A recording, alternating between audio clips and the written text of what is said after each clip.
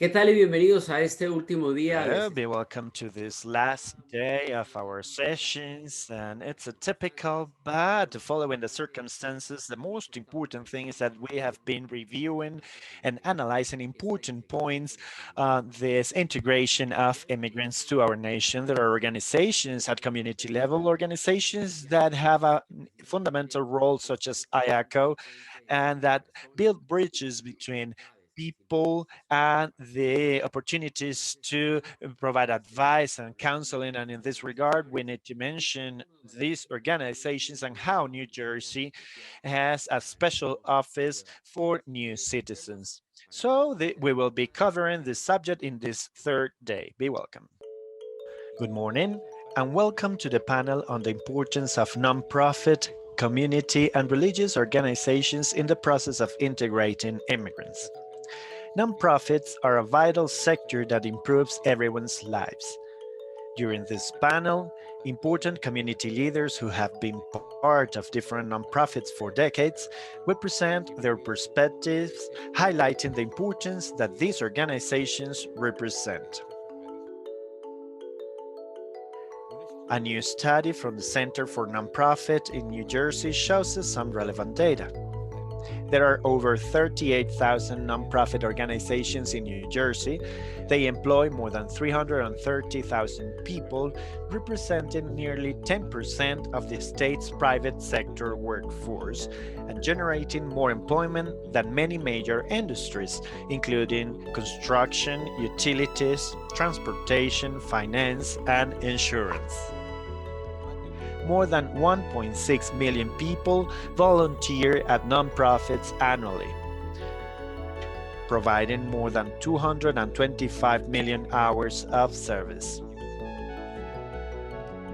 Nonprofits improve our daily lives by helping the most vulnerable, training our workforce, engaging in civic discourse, educating and guiding children and adults alike, treating and curing diseases and ailments, protecting our environment, fostering thoughtful dialogue and creativity, supporting cultural enrichment, encouraging generosity, conducting research, providing spiritual support, motivating social change, and ensuring vital services. Below, we welcome you and the expert panelists who will share with us their knowledge and opinions on this vital topic. This panel will be moderated by Daniel Santo Pietro, founder and member of the board of directors of Iaco, historian.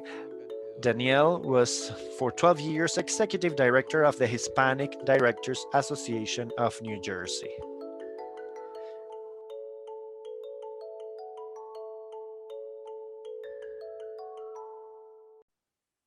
Good morning, everyone. First of all, I want to welcome you to the 2021 Immigrant Integration Conference. It is a great pleasure to see so many people connected. It is a great pleasure indeed to have this great panel of people that have served our state and our community and that have given so much for the service of others and that have so much to share with us today. Today, we're going to be talking about how important are the nonprofit organizations and the faith-based organizations for the integration of immigrants. As we all know, the United States is a very diverse country, and obviously New Jersey is one of those states that is a melting pot.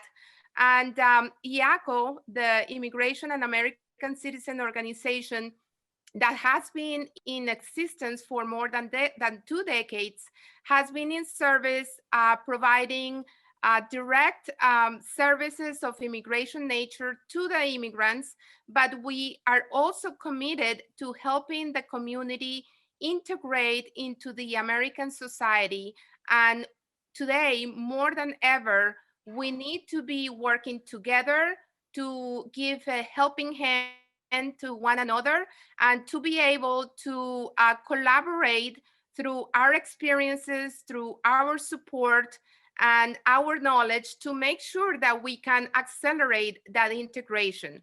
I give a special thanks to all the panelists. Thank you so much for agreeing to participate today. Thank you so much for your time and commitment.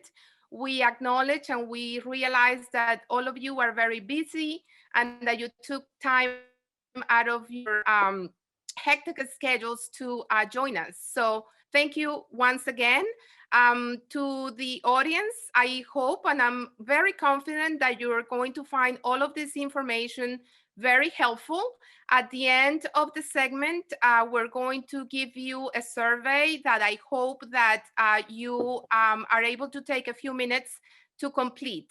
I just want to tell you that I am Ileana Montes. I am the director of the legal service of the legal department at Iaco.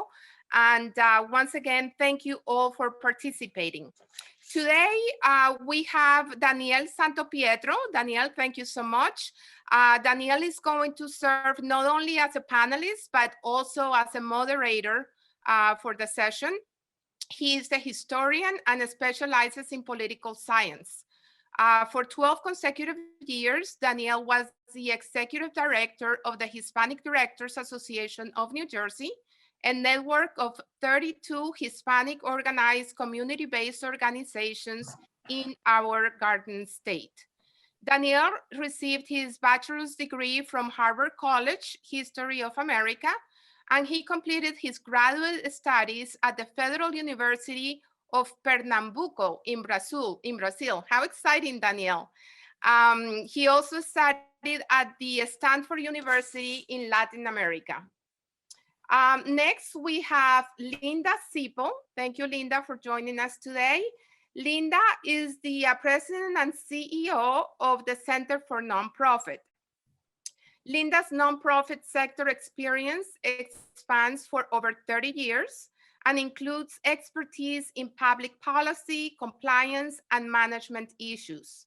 Linda is a current Public Policy Committee member and the former treasurer of the National Council for Nonprofits. She serves on the New Jersey Commission of National and Community Service and on the Leadership and Policy Committee of the Council of New Jersey Grant Makers.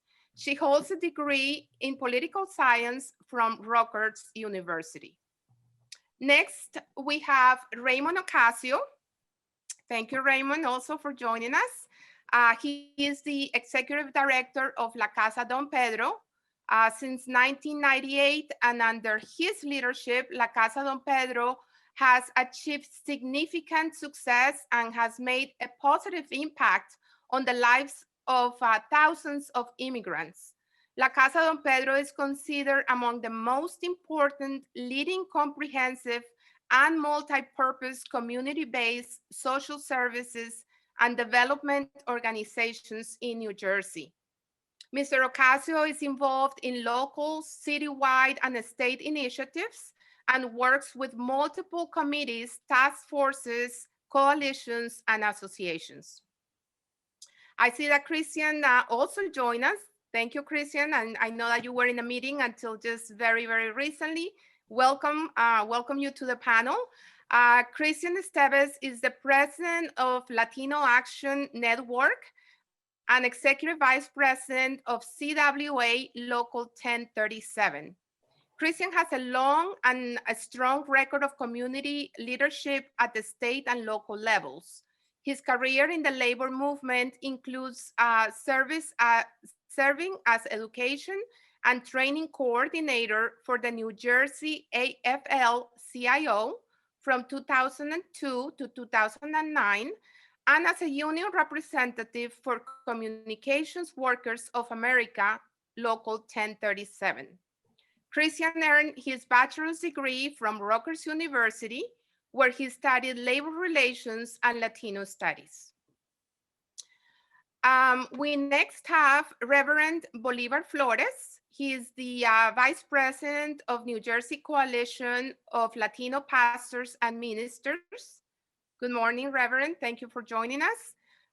He is the founder of Ministerio El Sol Sale para Todos, Reverend Bolivar has worked very, very hard, and he is now the Vice President of New Jersey Coalition of Pastors and Ministers, as I mentioned before.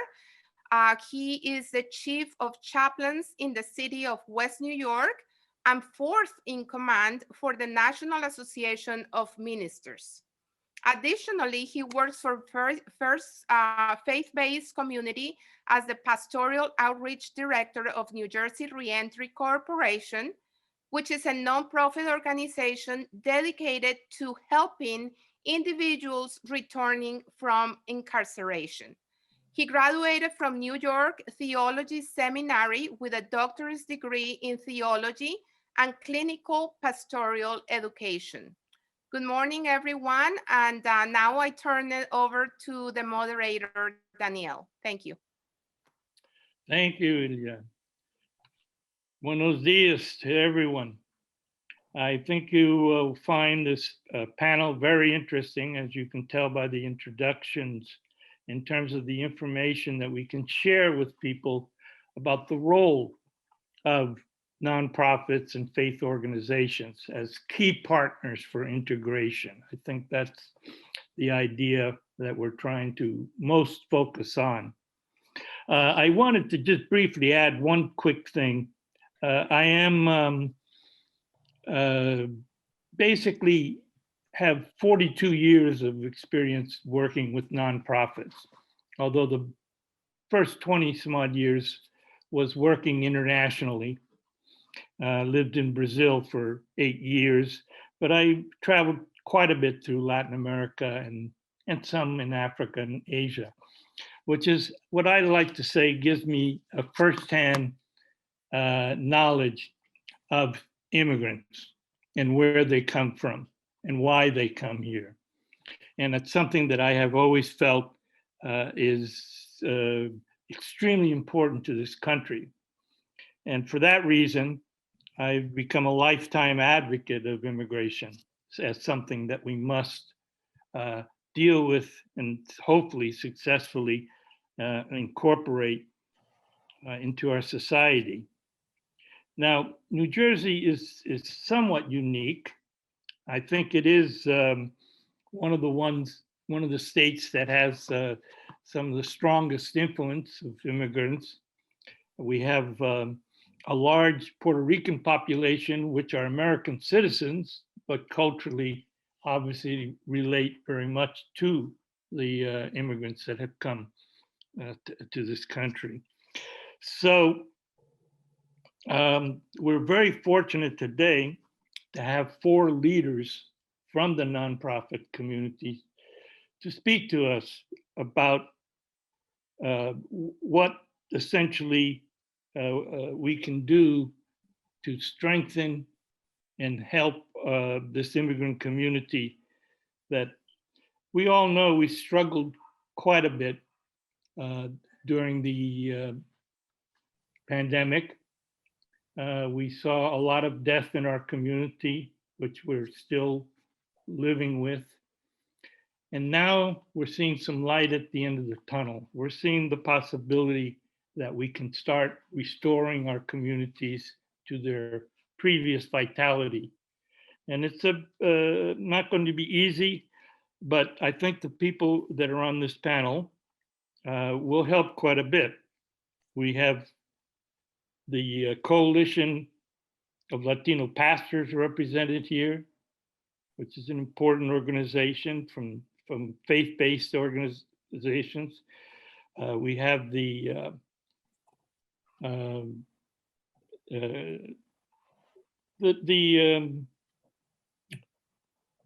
what do I want to say here? The network of nonprofits, that Center for Nonprofits, be represented. And we'll have the director of the Latino Action Network. And in the interest of, I will say that I'm also on the steering committee for that network. And then finally, we have also La Casa Don Pedro represented here as one of the most important community organizations in this state. So we have very good people to help us to think through this time. What is it we can do to bring our communities back? Essentially, you know, what we can do, how can we mobilize resources, are all questions that essentially we have to deal with. So I want to particularly start our discussion with the Center for Nonprofits, Linda Sippo. She's a friend of mine from many years ago, and I'm delighted to see her still working so hard for the nonprofit community and trying to find ways to improve our work. So Linda, we'd like to ask you to make a presentation and just give us your insights as best you can of how we can get our communities all back. Thank you so much, Daniel. Thank you to Iaco for inviting me to be part of this really important conference and this important conversation. I'm looking forward to learning from all of you, from all of the panelists, and I thank everyone for all of the extraordinary work that is happening day in, day out for you know, long before the pandemic and just for years to keep our communities strong. I'm going to just touch on some very broad-based kind of issues that we've been seeing at the Center for Nonprofits for New Jersey's nonprofit community. In case you're not familiar with the Center for Nonprofits, we are New Jersey's statewide network for the charitable nonprofit community. We're a nonprofit ourselves. We've been around for almost 40 years, and we exist to, in a nutshell, to strengthen nonprofits individually and collectively so that they can perform the vital missions in their communities, to our state, make our society better and stronger.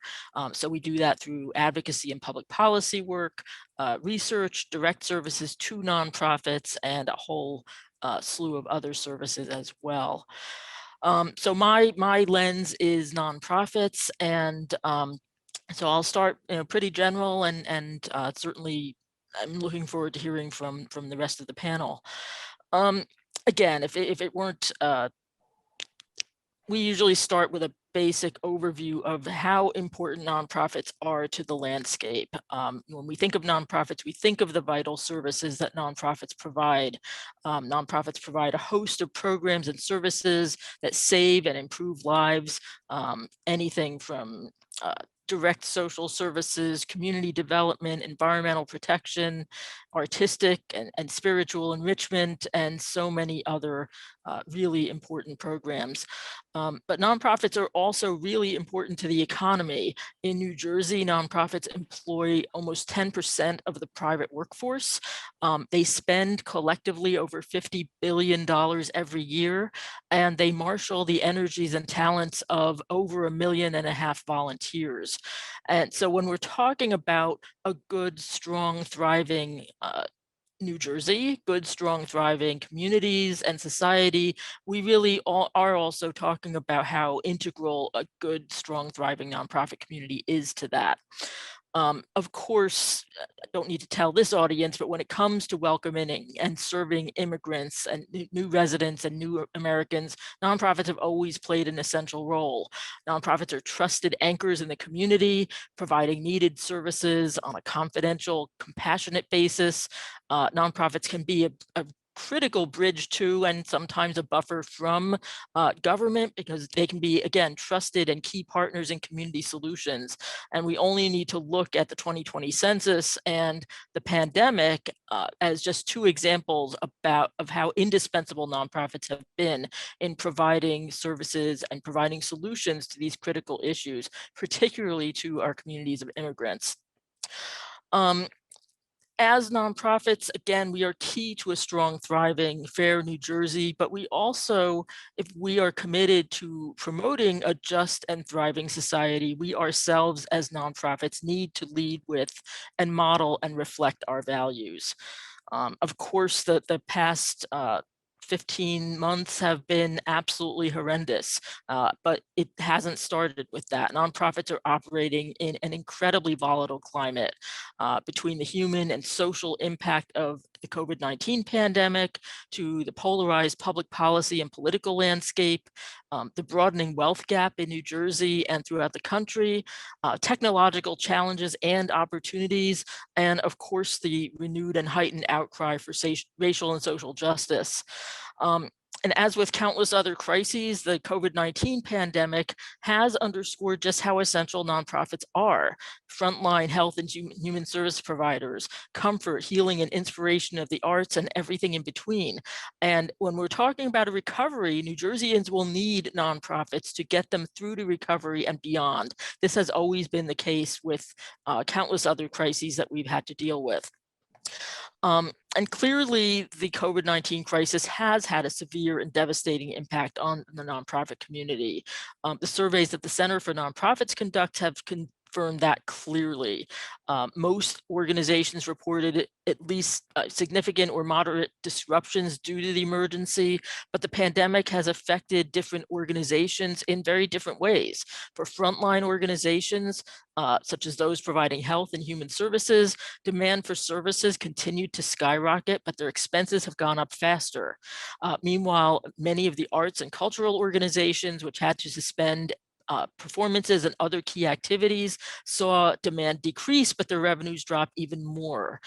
Even with many organizations having had to suspend or curtail services during the pandemic, even if that was just temporary, demand for services still outpaced funding. This is not a new situation, but it has just exacerbated problems that preceded this pandemic. Also, it must be said that while the crisis has had a dramatic impact on nonprofits across the board, there were some notable distinctions in the effects on organizations that reported that they primarily serve communities of color compared with those that don't. Organizations that serve communities of color were a much greater proportion of frontline nonprofits, such as health and human services, those providing essential services in communities. They were more likely to report that they provide services officially deemed essential due to the governor's executive orders. And they were less likely to have suspended services even temporarily during the pandemic. And relatedly, a greater percentage of organizations serving communities of color reported that demand for their services rose in 2020 versus the nonprofit community overall, and they were more likely to report that expenses had gone up. But again, funding has lagged behind across the board for the nonprofit community. And of course, what this means, we've got long-standing problems here with disparities and years of underinvestment in critical systems, deep-seated inequities, and of course, for organizations serving immigrants, many of whom have been left out of the government relief programs, the increased need for services and that weight has been that much greater. Moving ahead, what is critical? What have nonprofits told us that they need? No surprise here, funding, government funds, private funds, those government relief programs for those organizations that could get them have been an absolute lifeline, and we need those programs to continue.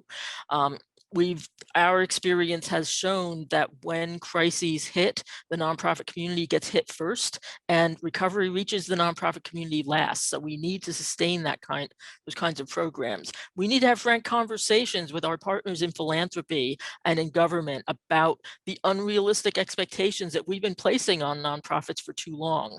We need to invest in infrastructure, nonprofit infrastructure, so that they are equipped to provide the programs and services that our communities need. And we know that in the nonprofit community more broadly, there's a lot more work to do. People of color are underrepresented still in board and staff leadership positions when compared with the overall makeup of staff in nonprofits and the populations that nonprofits serve. Organizations that primarily serve communities of color are significantly more racially and ethnically diverse than those that don't. And there are gaps in leadership positions in terms of pay and other important indicators. So if we are going to work collectively to improve all of these factors, it does require working together. Internally in our organizations, we need to ensure that board and staff recruitment, representation, power, policies, programs, in all of these aspects, we are being truly accountable to the communities that we serve and establishing pipelines for leadership and growth and representation. Externally, we can and must, as nonprofits, continue to be forces for change through public policy, advocacy, voter engagement, advancing policies that advance the needs of immigrants and marginalized people, and by working together to advance these shared agendas. As nonprofits, we exist to make society better. So we need to recommit ourselves to ensuring that we're living up to that promise through our programs and operations and through advocacy and systems change.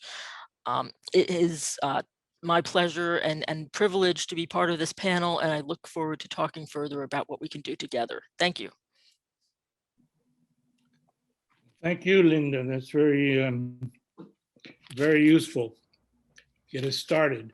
If I might ask just one quick question, though, have you seen any signs of how the American Rescue Plan is going to develop in New Jersey and how it might help nonprofits? Is there anything in particular that you know of? That's still unfolding, and some other folks on the panel may have some information. We do know, of course, that there is $6 billion coming into New Jersey.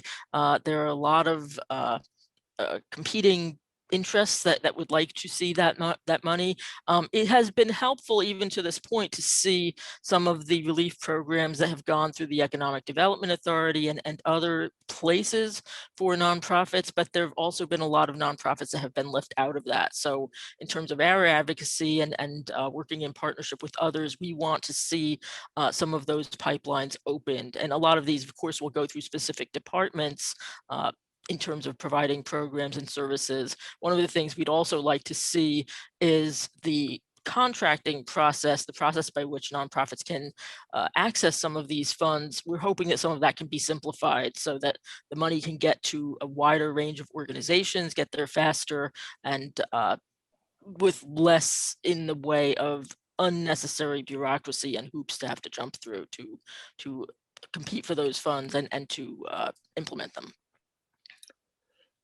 Okay, well, thank you. I think it's very important that people understand this bigger picture of nonprofits that's going on in New Jersey, but it is certainly an area that Hispanics and immigrants in general need special attention. So we appreciate your adding that note to what you're saying. I think what we could do now is maybe go to an important part of our nonprofit community, if you want to call it that, our faith-based groups. We have a Reverend Bolivar Flores, and he, I think, can explain quite a bit about what faith-based organizations are doing in the current situation and some of the ideas they have that would help our communities particularly. Reverend? Daniel, thank you so much. And thank you to the entire group of Iaco for this opportunity. It's an honor to be in the panel with Mr. Ocasio and Mr. Esteves and Linda, and of course, you, Mr. Santo. But more important, I want to say thank you to the member of our community to listen to this panel, to learning, to bring resource to the more vulnerable members of our community. I run a different organization, and I want to start with the New Jersey Reentry Corporation. It's the organization that I run it with former Governor Jim McGreevey. And we serve more than 11,000 reentry participants every year, provide housing, legal service, treatment program, and job placement. And we see that the Department of Correctional released 2,000 inmates and this community don't have a place to stay.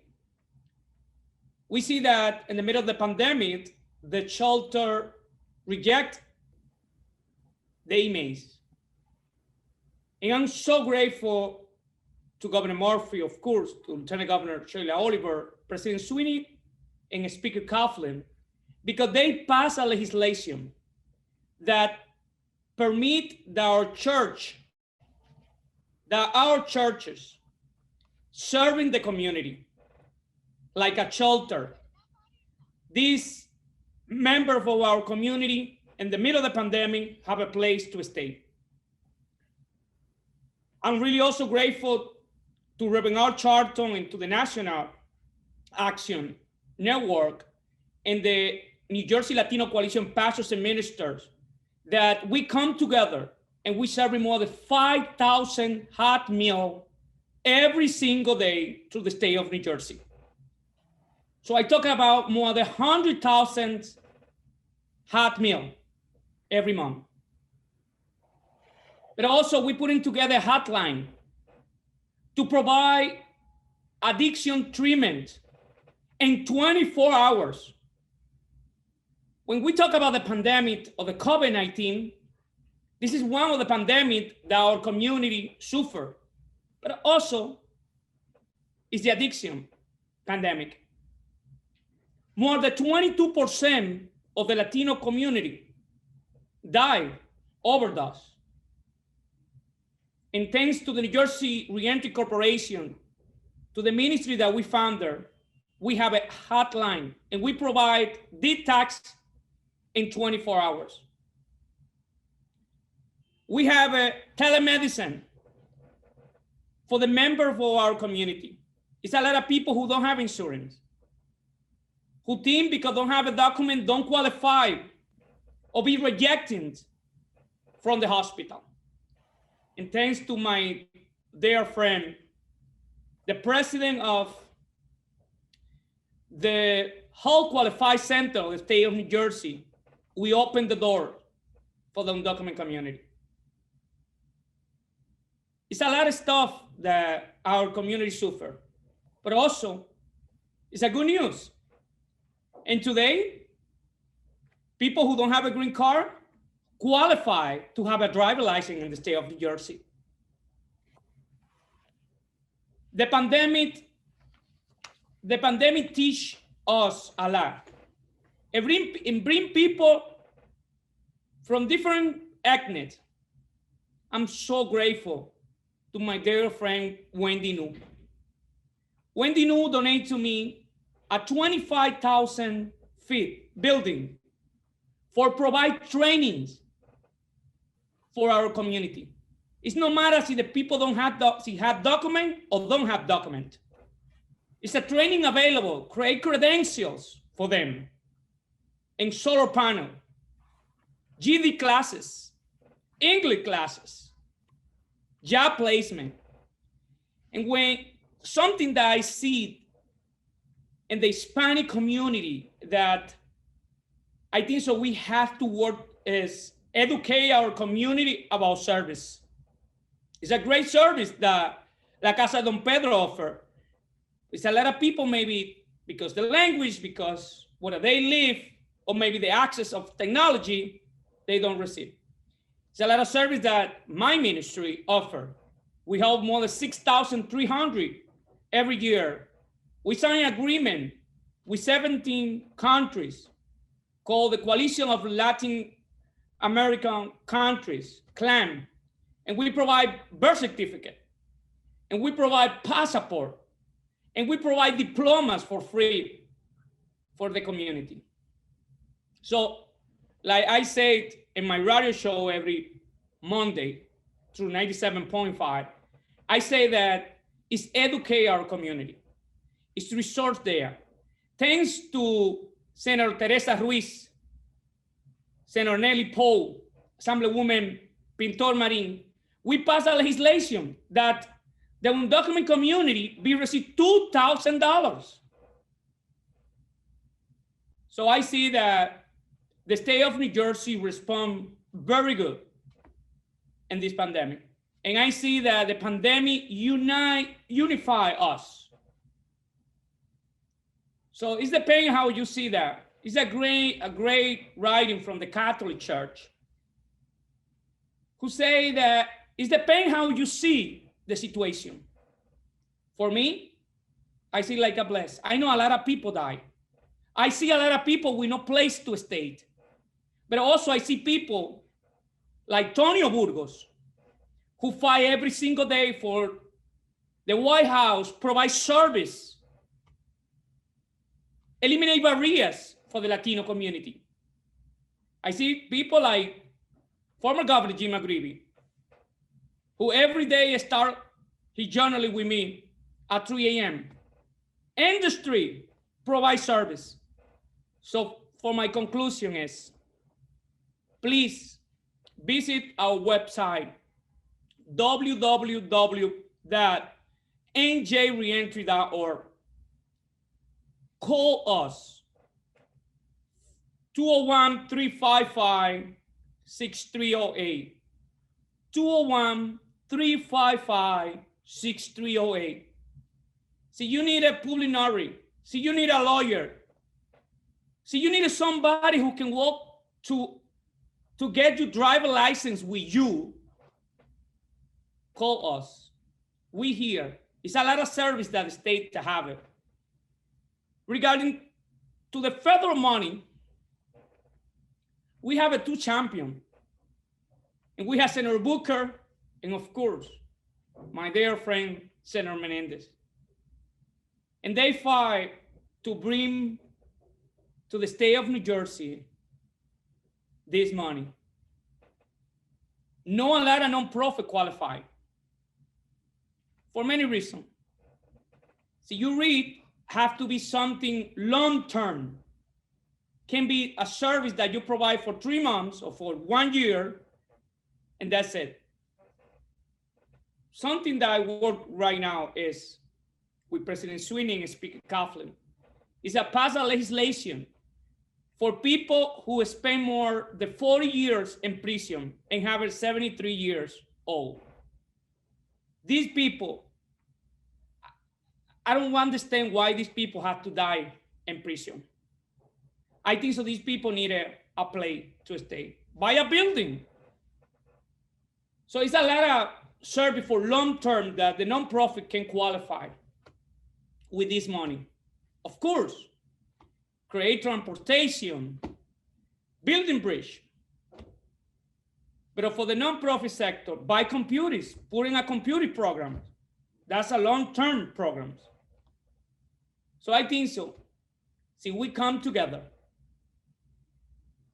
with different belief, but with one mission. And the mission is eliminate this barrier for our brothers and sisters who suffer every single day because lack information. Thank you for this opportunity. Daniel, thank you so much. And I'm so proud again, I have to say that, because what Raymond Ocasio do every day, or Christian Esteban every day, I see Christian everywhere, all this meeting 5 for the Latino community. So I'm so proud, Christian, for everything that you do. And Linda, to teach the nonprofit organization is God work. God bless everyone. And again, thank you so much. Well, thank you, Reverend. It's a very inspiring speech. I'm glad we were able to hear from you on this. Do you have any any idea of what the major thrusts, major projects we need to implement to really help our community is for the next, actually probably a couple of years, to help to restore them? Is there any things in particular? You mentioned a few things, but what do you think are the most important ones that your organization might be able to take as initiatives? So it depends the mission and the vision of the organization. For me, and that's the reason I put in the sample to work in this legislation, for me is buy a building And I apply, by the way, for the money. I apply already. So we're in the process. So it's buy a building and give you opportunity for these old people who spend 40, 65, 45 years in prison, and give you a second chance opportunity that they can die like a human being. Maybe they can see his grandson for one time again. So it's the pain again. I know that I have only 2 minutes, but it's the pain again about the mission. Maybe your organization is about education. Well, you can put in a computer lab for the community. You can ask into the state that funding this, because this is a long-term education program. The computer be there every year. Maybe 1 or 2 have a difficult technology issue, but it'll be there. So it's the pain about your mission. I think so. Is come together, the board come together and see what they can do. But I respect everybody, opinion, mission, and of course, vision in life. Well, the important thing is too, is what you're showing is how our faith-based community can do so many things. And it's so important to any kind of overall effort that we're trying to accomplish for our community. It's going to be very challenging over the next couple of years, but I think you've outlined some good ideas, and I hope we'll see some of these ideas come to fruition as time goes on. Now we have our two other people. Christian, I believe, is here. If Ray, if we save you for last, would that be a problem? I'm sorry, I think you're muted here. I was muted. I said, I'll just starve to death. Don't worry. You will, huh? Take up 2 things, because I wanted to get Christian being a network, Okay, just to show how that corresponds to what the churches are doing.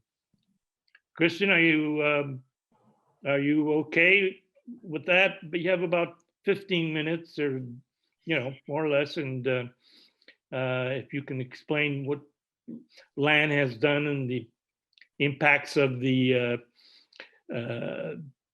pandemic, but now seeing that there's new possibilities opening up, what are the kinds of things that we can look for? Did I get Christian? I don't know if he's muted here, but we'll see. he is muted. He And is muted. How may have can we stepped away. unmute him? Pardon? he is muted and he may have stepped away. No, he's there. Well, he's there, but he may not be in front of his computer. Oh, you don't think that's him, huh? I think so. He's free, sir. He come back. Yeah, okay. Give him a few minutes. All right. Well, then we will go to La Casa del Pedro, because I think this is probably one of the most concrete examples of what we're trying to do. And in the state of New Jersey, it's just been such a major force that I believe you can tell us a lot about both the impacts of the pandemic, but also what are some of the possibilities for the future? How can we really move ahead? And your organization provides some, I'm sure, very concrete examples. So anything you can share with us, we would appreciate. Thank you, Daniel. And I also appreciate the opportunity to join the others here, and thank Iaco for inviting me, and particularly giving me the opportunity to reconnect with Dan and Daniel, who I haven't seen for a while. So it's good to see him. Let me start by saying that La Casa del Pedro was created some 50 years ago, and it's named after Don Pedro Albizu Campos, who basically provided the inspiration to the then, let's say, immigrant population, although they are US citizens. When they come to New York or New Jersey or anywhere in the United States, they are citizens, but they are also immigrants because they are confronted with all the issues of any immigrant of getting accustomed to a new environment, a new land, a new culture, language issues, finding employment opportunities. Many might be coming, as they still do today. Some come from farm country into urban environment. Some come from professional skills and find difficulties in practicing their profession because they are newcomers. And as newcomers, they fall into a particular lot of society, in American society. As newcomers, they generally start at the bottom and have to work their way up and have many issues. And so the 10 families that came together in the early days of La Casa some 50 years ago basically took the inspiration of Aviso Campos and basically took on the mission of self-sufficiency, empowerment, and we've added over the years redevelopment of its community because where people live so much determines their faith. You know, you've heard people say your zip code will determine your outcomes. You know, if you live in a poor neighborhood, a zip code that's poor, you will have a poor education. You probably have poor opportunities for work. You'll have poor opportunities to access health. You'll have poor opportunities for having a nutritional restaurant option or even buying groceries where you can buy fresh fruit. So La Casa has been around for 50 years and has taken on the mission that we have. And that mission basically believes that the problems that people face, whether they're immigrants or just simply living in poverty, are really codependent in essence, that you cannot solve one problem. You can't take an unwed mother and say, well, here's some milk for your baby. You have to deal with her education, you have to deal with her housing, you have to deal with so many of the issues, all of the factors that are social determinants of one's existence. And so we believe in a comprehensive approach. And so for the last 50 years, we have built an array of programs that deal everything from parenting, prenatal parenting classes, infant toddler programs today. We have pre-K programs, we have after-school programs, we have family counseling, we have domestic violence counseling, we have rental assistance, we have emergency assistance, we have energy assistance, we have workforce development, we have out-of-school youth education, we have immigration services. We have an array of services. We develop housing, we believe in community planning, community organizing, and do actually do development. So we've done everything you can imagine to deal with improving the lot of individuals and improving the lot of the families and the communities they live in. So when you talk about, in normal times, the point that Linda made earlier about the existence of nonprofit, we live on the margins. For lack of a better way of presenting it, we are seen as charities, and so we think we're thought of as being free. And the fact of the matter is we run an organization that's like any other business that has to have a bottom line, that has to manage its resources because one, those resources are scarce and they come committed. And so you don't have the freedom to do what you would like all the time. Sometimes you're, let me say this, La Casa started out as an advocacy organization. We were a voice for a community that didn't have a voice. Today, because of the network and programs that we have at the beck and call of government, we are a service organization. We continue our advocacy, but we're overwhelmed by the level of services that we have to provide on a daily basis. And so all the things that Linda said about the nonprofit world in terms of living on a limited budget, being mandated, I think, to do certain things in a certain way and trying to break out of that to do things the way you think need to be done represents a problem. I also want to say that in the history of La Casa, particularly as I came into La Casa some 20 years ago, we were perceived as a Puerto Rican organization, but what we knew and what we saw happening in Newark, where La Casa is based primarily, is that communities changed. And we saw that there was a strong Dominican, Ecuadorian, Peruvian, Colombian, Mexican, name it, West African population, all moving into our community.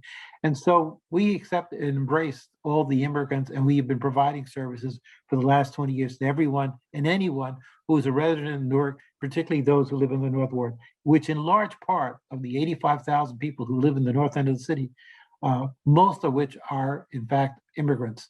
And I say immigrants, you have all levels of generations, first generation, second generation.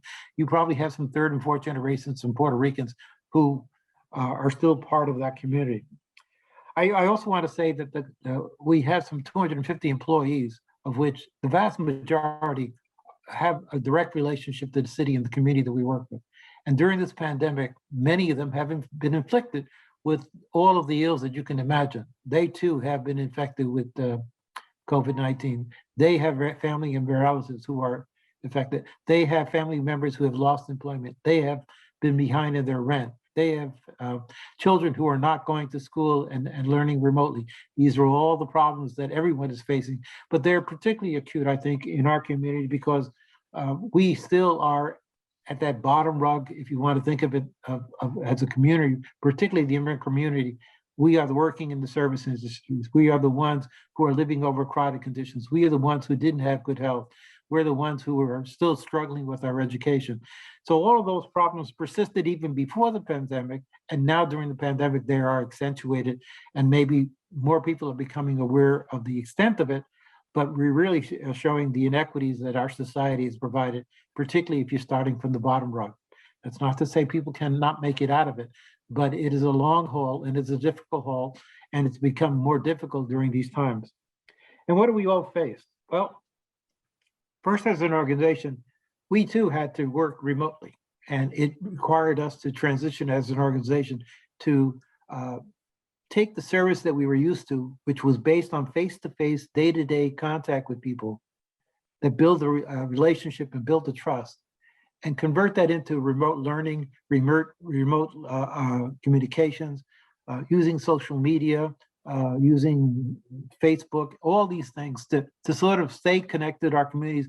At the same time, staying connected meant that we had to understand what their issues they were facing and how we could meet those challenges.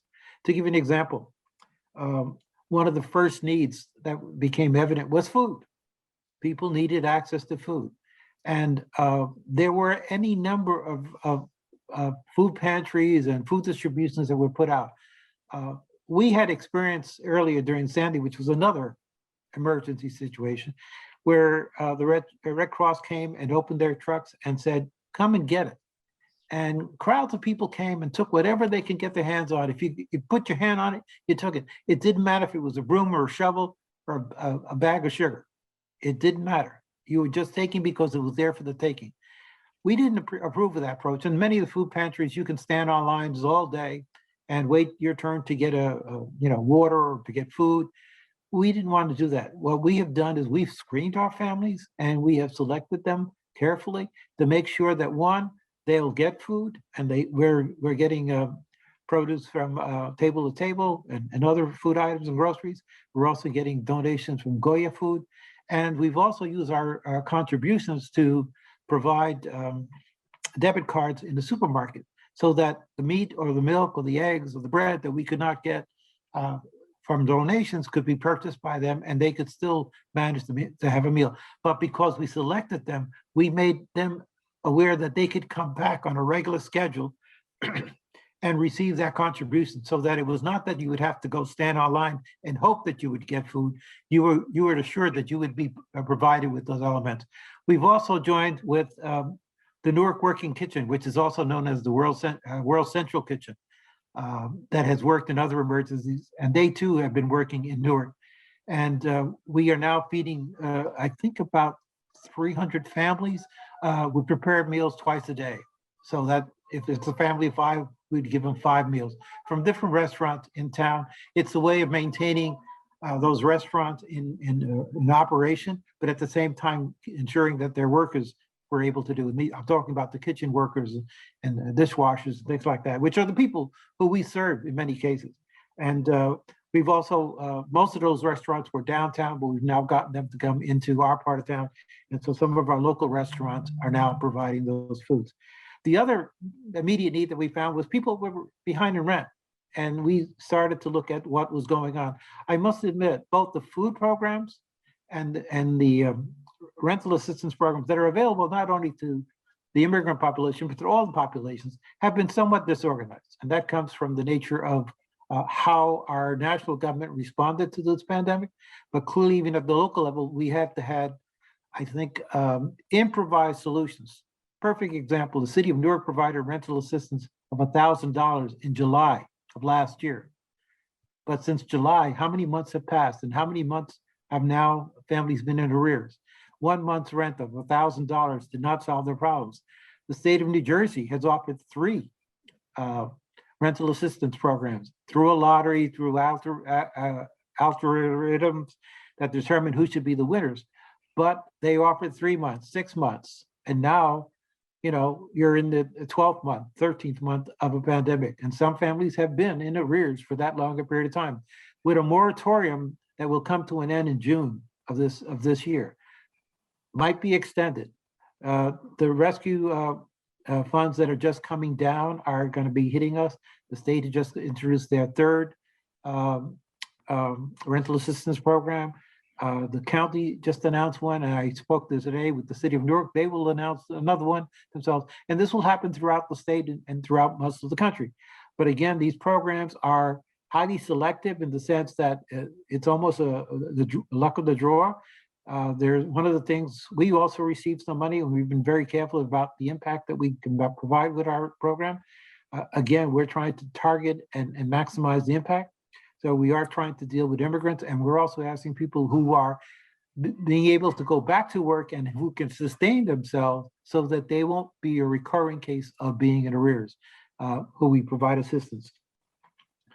The city, I think, is now thinking about providing back rent and forward rent so that as a way of getting people through this pandemic. There's a need to look to better organize these programs, whether it's food distribution, whether it's rental assistance, or as we can all attest to, how we vaccinate and how we get information about the pandemic and health emergencies. So I think, you know, one of the lessons to be learned is we have to plan for these things and we have to organize them better so we're able to be much more effective. I want to talk about, there is a big misunderstanding about the moratorium throughout the communities, but particularly by the immigrant population. A moratorium allows you not to pay rent. A moratorium will prevent you from not paying utility bills. A moratorium will prevent you from being evicted, but it may not necessarily wipe out your debt. And so families have made the assumption, well, it's a moratorium, I don't have to pay. Well, you will have to pay somehow, some way. Now, for those who can benefit from the rental assistance programs or utility assistance programs, that's a plus. But many families have failed to take note of that. Many of them are relying that it's going to be forgiven or just go away. There was some legislation, the People's Bill, that tried to help establish that. That has not passed in the state of New Jersey, although there has been rental assistance programs. The question still remains that some families are going to be shocked that their landlord will knock on their door and tell them they're going to be evicted because they have not taken the measures. And we, all of us, the state government, county governments at all levels, city governments, and even some nonprofits have not done enough. That's been one of the major things that we've had to deal with, is trying to share information. But again, we're handicapped because we're now not having the day-to-day daily contact with families. We're going through social media, and even that becomes too confusing. So we have to make sure that that information is gotten to us, to all our families, particularly the immigrant population. There is a lessening of the requirements. There were some very strict requirements about showing income, about showing a lease, and showing that you were had lost income or were affected by the pandemic. And in some cases, immigrants were not allowed to take advantage of the rental assistance. That is softening up. I think you're going to see some changes. Clearly, the changes at the national level will bring some changes at the local level. And so I'm optimistic that you'll see that. I want to talk about an experience we had through the Department of Community Affairs. There was an opportunity to help our small businesses. We knocked on over 90 businesses in the Lower Broadway community from, Lower Broadway community, basically Broadway and Bloomfield Avenue, and spoke to them and said, we have resources that we can give you to help you overcome this pandemic. Unfortunately, the reality of our community, particularly the small businessmen, I'm talking about the grocery stores, the restaurants, et cetera, many of them were unable to take advantage of those programs because they lacked the documentation to demonstrate that they had payroll, or they had paid bills, or that they lost revenues. And that's a shame. That speaks to the need for further work with the business community so they can be supported, not only during these times of pandemic, but also during normal times when they're trying to develop their businesses. So it speaks to a lesson to be learned from this pandemic.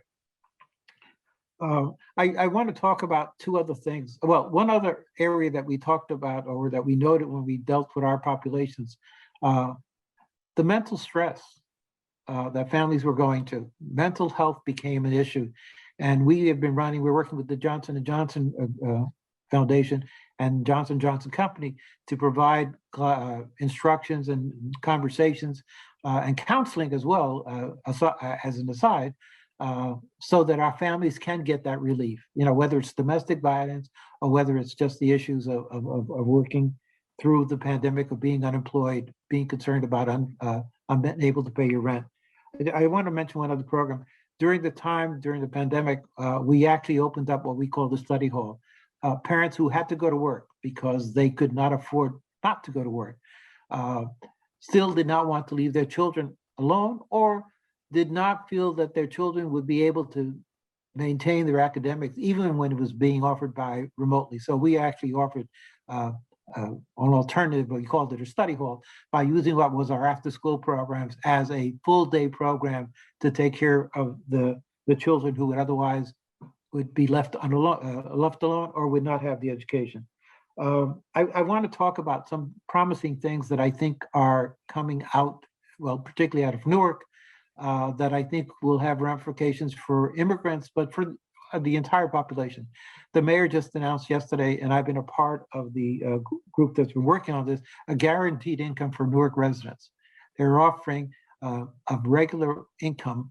In this case, it's going to be $6,000 or $500 every month for a group of families, so that they could actually use that money to repair their automobile should they have this repair, to pay for their meals, to pay for medical expenses, to pay their rent on an old basis. What we're trying to show is that poor people are good economists. They just don't have enough money. And if you give them additional money, they will be able to manage their affairs and actually improve the quality of their life. So we're hoping this is a 2-year experiment. If you want to think about that, there will be a control group as well as the families or individuals that will benefit from it. And the community will be a reflection of all of Newark. So basically it'll be families that earned incomes under low income families under 200% of the median income. That's a promise, because that's a promising experiment that's being done throughout the country. But I think there's 34 cities that will be engaged in it. And it hopefully, as a policy example, might lead for us to have a guaranteed income that so many other countries, developed countries, have. The other one is myself and Mikasa have been involved with the city in what we call Equity Development Advisory Committee for the mayor. We are looking at how the plight of low-income families is in Newark in terms of the quality of the housing and their ability to afford housing. We know that housing affordability in New Jersey is a very expensive item. It is particularly true for immigrant families that often are relegated to inferior housing, deteriorated housing, basement, attic apartments, and pay high rent and have high occupancy where you actually have congestion. What we're looking to see is we're looking at ways that we can develop and provide more affordable housing that will be new construction. We're also looking at preserving our affordable housing and making sure that the quality of that house is improvable. One of the suggestions we've made for the rescue funds, the $47 million that will come to Newark in this particular category for housing, is that it be dedicated for the preservation and the development of affordable housing. Again, if we can do that, if we can make a concerted effort to provide and ensure affordable housing for all people, particularly the low-income families, I think we'll be improving a lot of our immigrant families. I want to also mention that the work that we do is a constant everyday affair, and we're struggling every day to do that, despite some some obstacles and some stones that people might throw my way, like today. I won't talk to you, Chris, today about that. But I do want to say advocacy is as important for us as anything else. We continue to be in advocacy.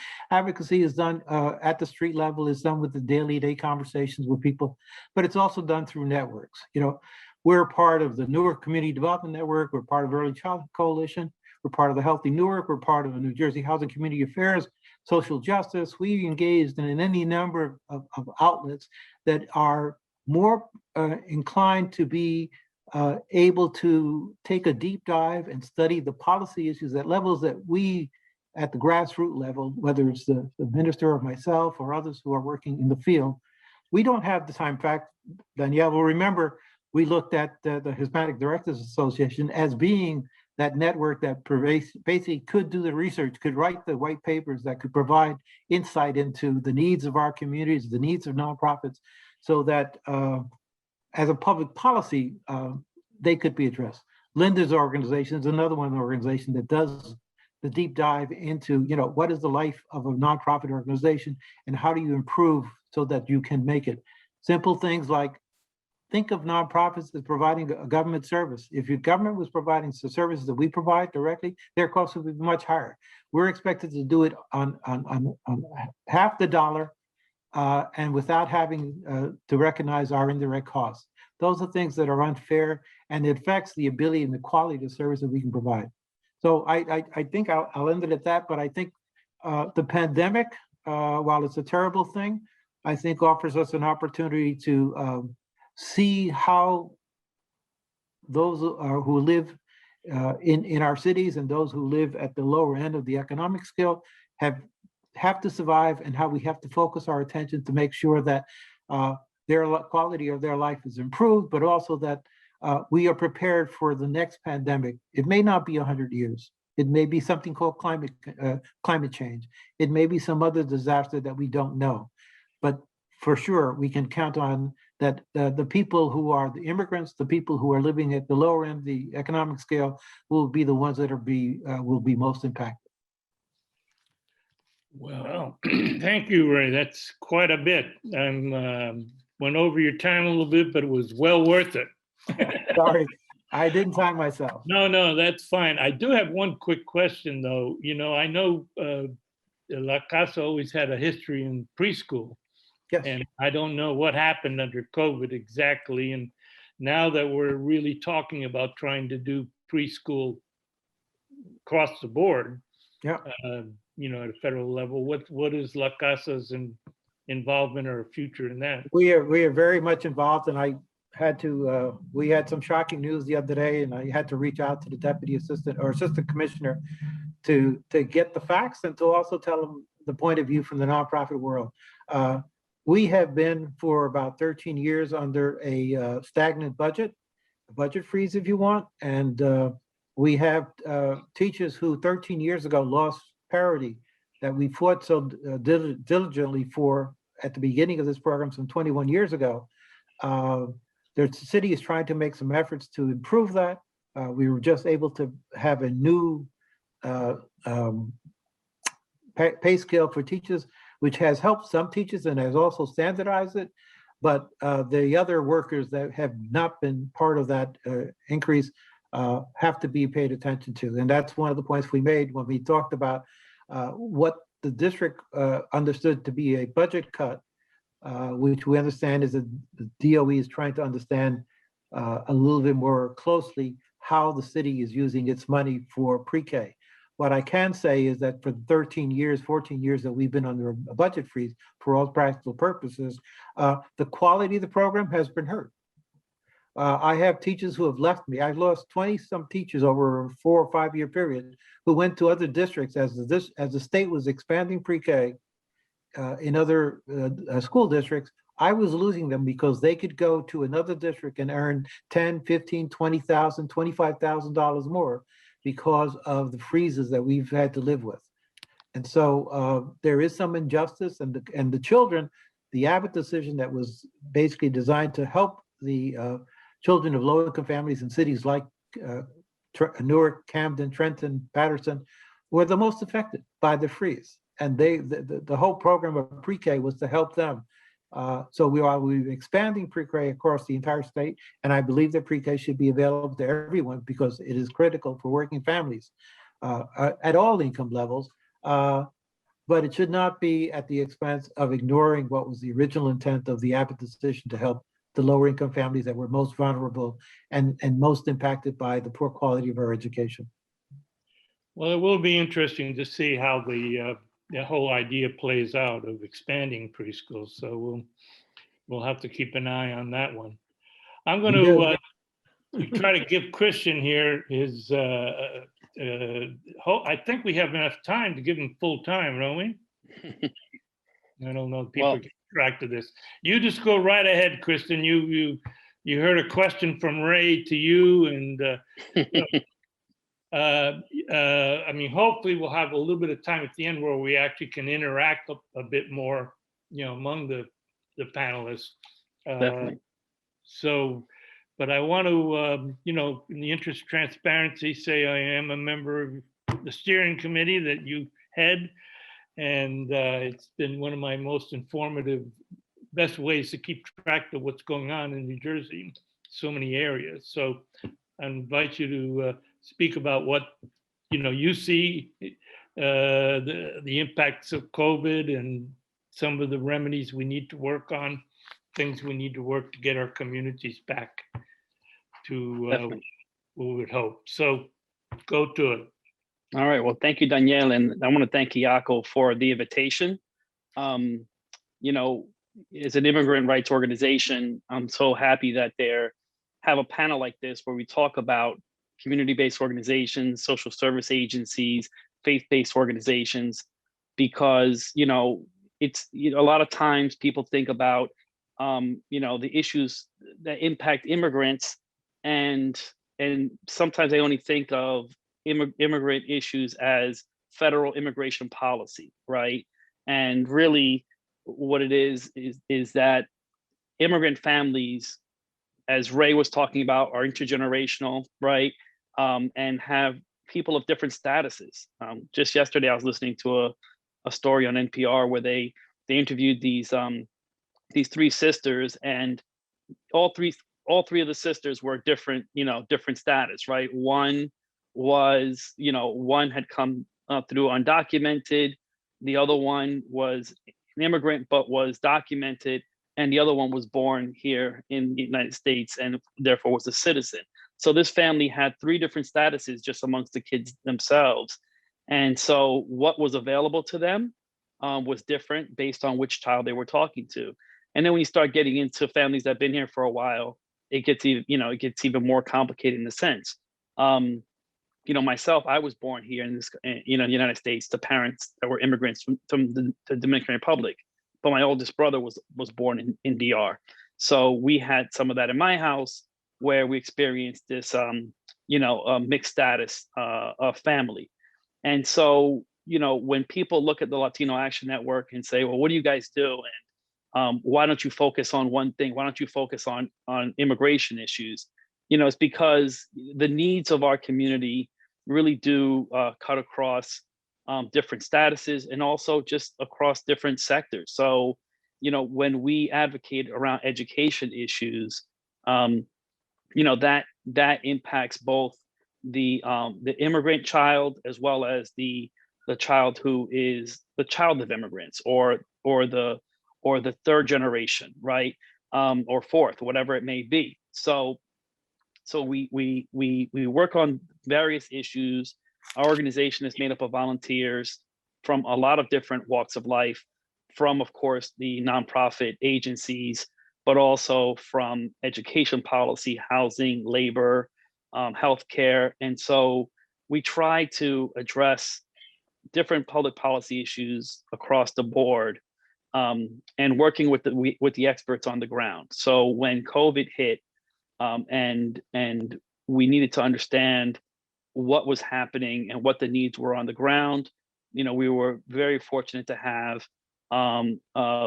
folks like Beatrice Osterheld, who runs a Latino social service agency, somewhat like La Casa, that could inform us of what some of the struggles were in terms of how they were trying to serve this population under the constraints of the funding that was provided, right?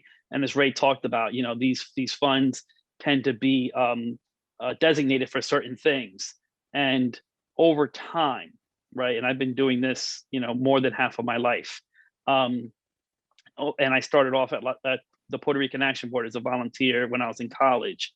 But over time, funding that used to be there for these nonprofit agencies that allowed for kind of wraparound services or that allowed for having people at the door that can do intake, not necessarily tied to a specific program, but rather, you know, when someone walked in the door, someone can sit down with a person in crisis, help unpack their issues, and then refer them to the services they need.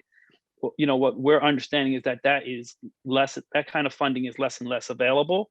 And what you have available now is the type of funding that says you're being funded to you know, to do intake on LIHEAP or on this program or that program. And so in order to provide more holistic help to people, different agencies have to be very creative in doing that and stretch their staff beyond what they're being funded for. But it's great to have in our board folks that are doing this work on the ground and can tell us that when the state offers to do, you know, testing, COVID testing or vaccinations, right? And they say, we want the nonprofit agencies to, you know, to help get the word out, to get people vaccinated, you know, they're not providing the funding along with that, right? So you have strains on, you know, on the budgets of these organizations and on the staff, and that have to do this on their own time a lot of times. And there's no kind of acknowledgement from the state that this is what's happening. And there's just like this assumption that if you really care about your community, everybody's just going to volunteer this time, right? This is coming from people who don't give up their paychecks, you know, to do their jobs, right? So that has been part of what we've seen. And for us, this has been especially distressing because at the same time as we've seen, you know, the state basically put demands on organizations to do more with less, we've also seen immigrant Latino families being on the front lines of this pandemic because many have not been eligible for federal relief money or unemployment insurance. They have had to continue to go out and work in the most dangerous jobs. And in doing so, we found people, Latinos in particular, Latino men between, I think it's 18 and 50, being infected with COVID at a rate twice the amount of everyone else. And so the high deaths and the high infection rate in our community have been because of a lack of help for our community. And we've been, you know, in daily legislative hearings talking about the need for this type of help in terms of direct assistance to these families, in terms of that rental assistance that Ray was talking about. And unfortunately, you know, in talking about this, we've had way too many examples to share with these legislative committees of people we lost. And an example that I've had to give over and over again is, you know, my best friend from childhood, someone who worked with myself and Daniel at the Hispanic Directors Association, Mike Ramos, who had helped us with our construction trades training program for women and minorities. And in the first month of the pandemic, Mike had a construction company that he couldn't stop working, not for himself, but because of his workers, because of their immigration status. If they stopped working, their families would stop eating. And he said to me, I got to keep this going for them, for their families. And I pleaded with him to be careful out there, mask up, stay away from people. But because he had to stay out there to help his workers and their families, he ended up getting COVID. And actually a year ago last week, he passed from COVID. And, you know, it broke my heart to see my best friend, who's actually a few years younger than me, you know, who was stronger, physically stronger than me, you know, pass so early in this. But, you know, the reason he's gone and the reason so many are gone is because of government's lack of an adequate response to dealing with COVID in our community. Right. And so, and it almost seems like, you know, that the immigrant community and the Latino community and the Black community were expendable. And when we talk to legislators and people in government about providing the resources that were needed, you know, they would talk about how poorly it would poll if they provided direct assistance. And so for us, that's been the major fight over the past year.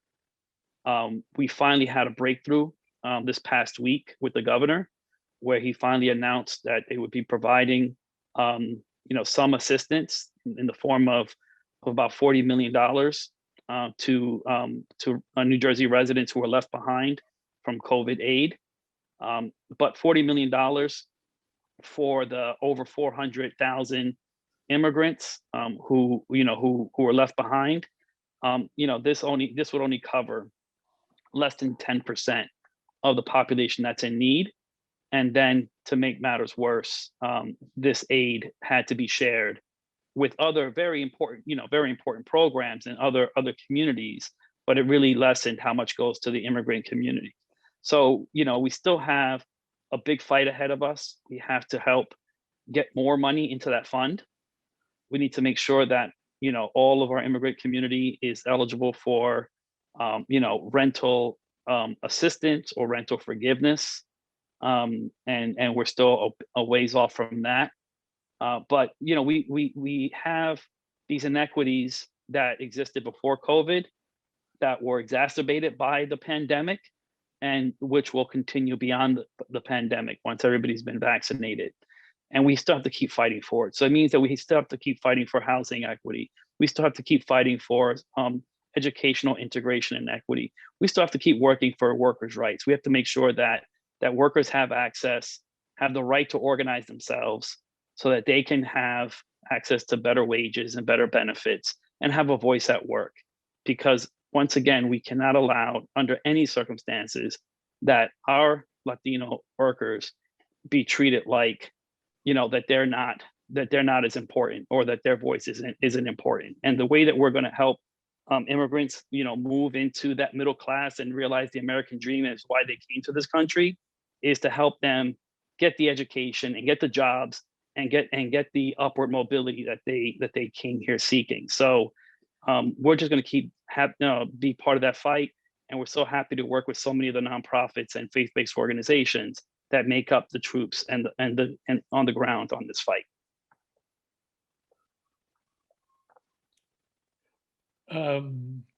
Very interesting, and I just a couple of quick questions just to throw at you a little bit. What do you think? You know, the land now has a foundation working, and I know that they are trying to explore the possibilities of getting all the CBOs to perhaps begin to work together a bit more. What would you say is the future of that, as far as really, you know, dealing with some of these issues that are we're facing and reviving our communities? Yeah, we created the Land Foundation as a sister organization to, you know, be a new iteration of what was talked about before, the Hispanic Directors Association, because that was decimated by the previous administration. And so, and that type of a table is necessary to bring together all the nonprofits to brainstorm ways to bring that more funding in and to pull their energies. We think that you know, we're on our way to having a very vibrant community of nonprofits that can go together and fight towards this. Matter of fact, in our meeting tomorrow, we're going to have a representative of Senator Menendez's office to talk to us about the earmarking process, so that we can try to get some federal money in to get to help build that infrastructure that was talked about today by Linda and by Ray, right? That we need that kind of capacity building in our organization. So we're working at both the local, state, and federal level to try to bring those funds in, but it only works when all of our nonprofits are at the table together. And that's what we're trying to do through the foundation. And what would you say will be the major challenge as far as land is concerned, if for the future, for the next year or two, to be able to essentially revive our communities and really put them back, in working? No one's mentioned much about vaccinations, but we seem to be dealing with that. I'm not sure what gaps there are, but after we accomplish vaccinations, there still are so many other issues. So Dan, I think I mentioned that the disorganization, lack of planning on the vaccination and for the testing has been displayed. Our community is underrepresented in terms of vaccination. It's underrepresented in terms of testing.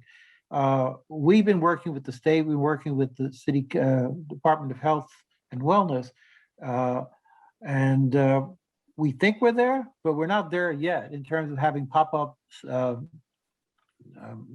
testing and vaccination. And I was on the call a few minutes ago. My staff is still trying to put the pieces together so that we understand what it is they're asking us.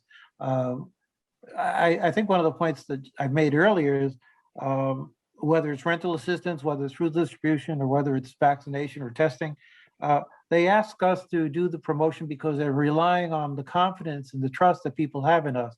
But that's work that's really uncompensated in many cases, and so that presents difficulties, because then 6 months later they're going to tell me, well, you didn't perform on your contract to provide LIHEAP applications to low-income families. Well, we're trying.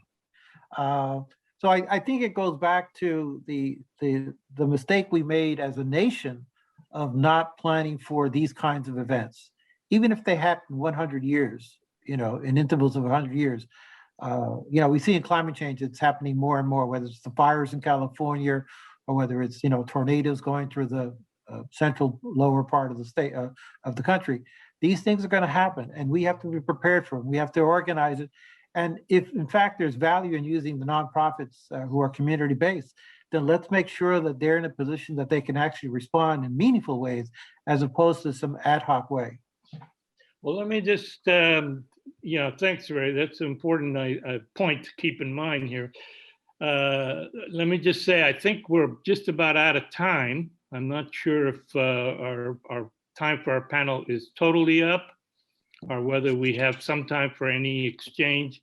We have a few minutes. We have about 3-4 minutes. If anybody would like to have a final comment, that will be fine.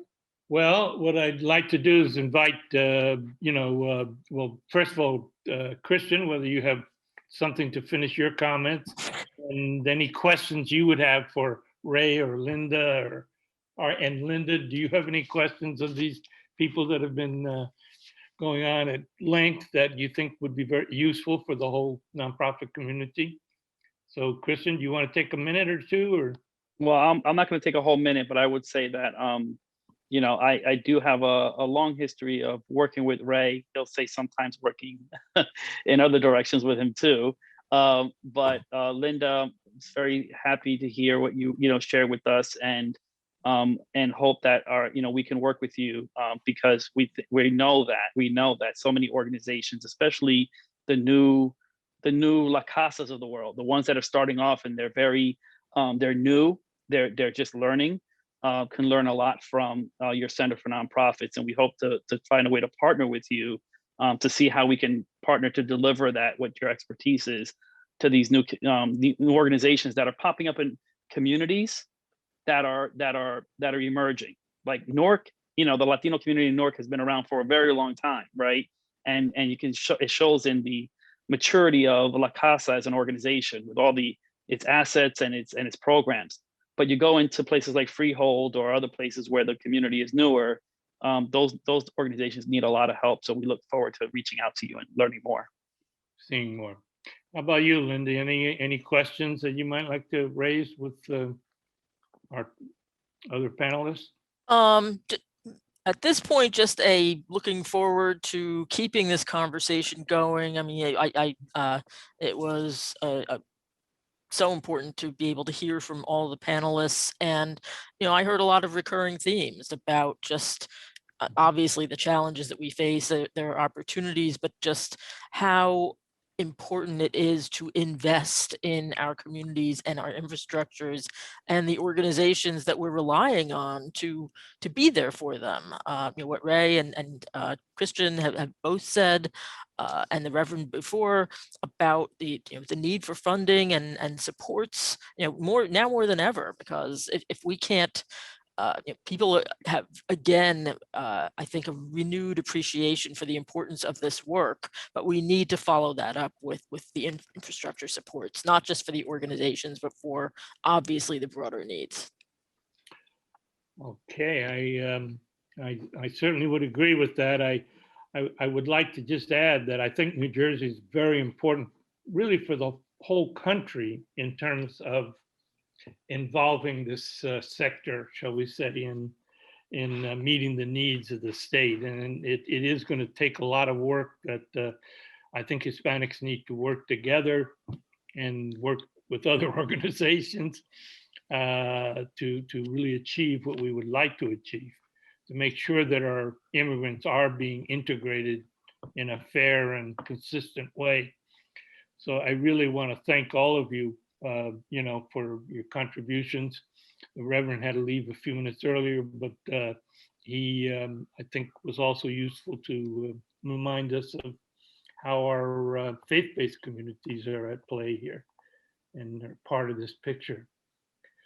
On So, behalf of our organization, I really want to thank all of you for this discussion.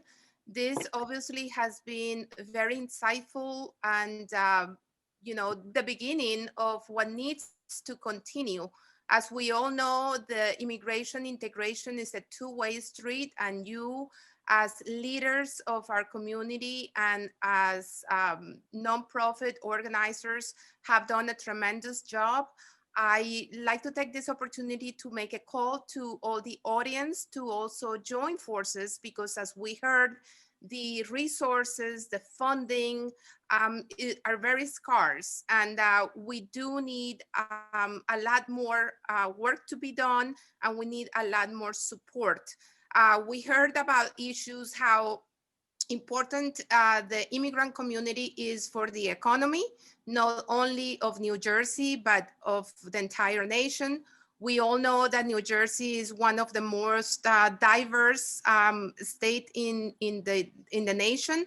But Ray mentioned about how important it is that we realize that also New Jersey is one of the most expensive states to live in. So what's going to happen? What is going to be the long-term effect of COVID in our communities? Are they going to be able to continue affording living in the state, or are they going to be forced to go somewhere else where it's cheaper? So,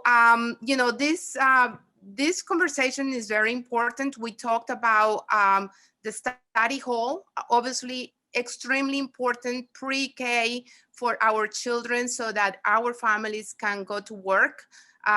Christian also mentioned, and I'm very sorry about your personal experience with your friend, but we also have lived it as we service the community, how painful it really has been for all of us, but how unfortunate and this disproportionate impact that the pandemic, and not only the pandemic, but any other natural disaster, like Greg mentioned, the Sandy, it has on our community. So we have to be proactive. We have to be ready, because disasters are going to continue to occur, and we have to work together.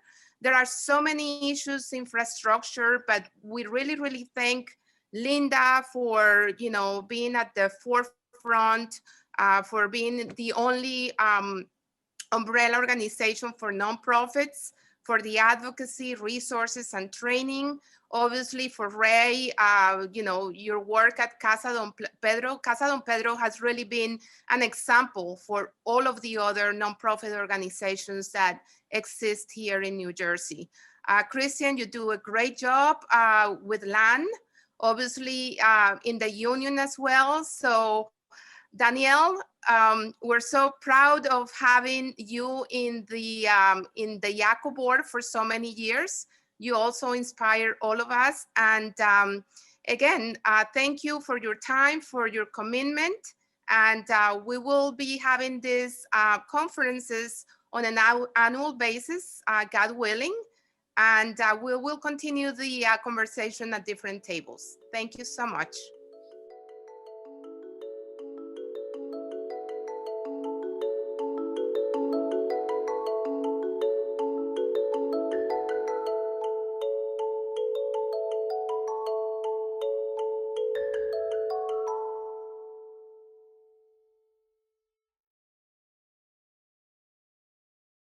Agradecemos mucho su participación. We appreciate your participation. Please do not forget to fill in the surveys.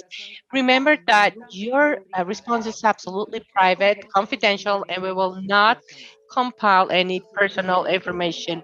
Your suggestions and comments will help us improve for future editions of our event. Thank you very much.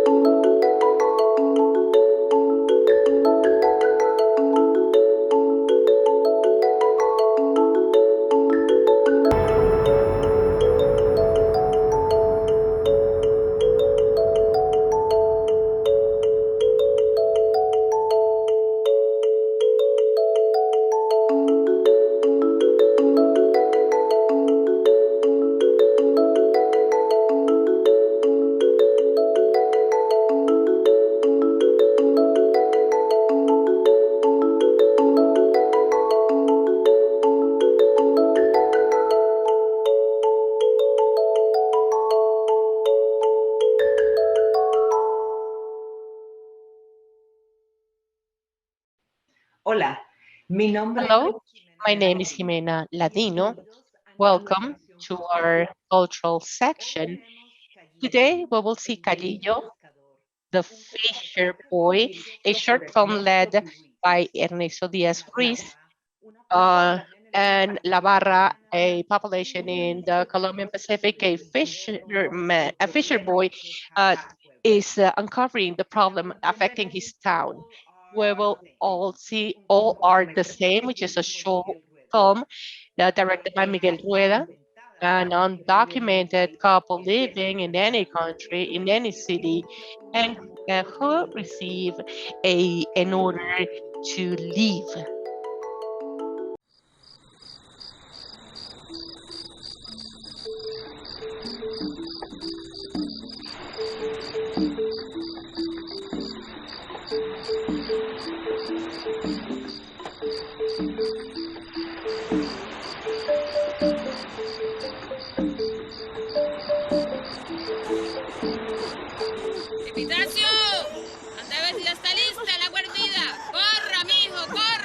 Vete que poco pase Melina, no. Ese niño viene bendecido, es que tranquila, ya verán.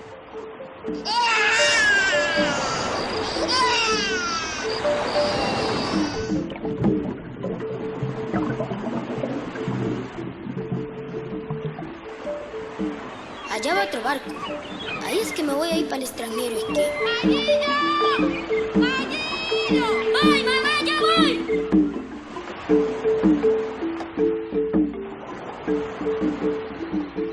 ¿Y vos qué estás haciendo por allá? Anda, Yola, tu papá ya que no estás en la escuela. Ay, mamá, no me regañes, ¿no? Yo siempre ayudo a mi papá a echar la canoa al mar y cuando llegamos a limpiar la pesca. Ay, mijito, menos mal que ya casi empieza la escuela para que no andes por ahí sangrando. engañando?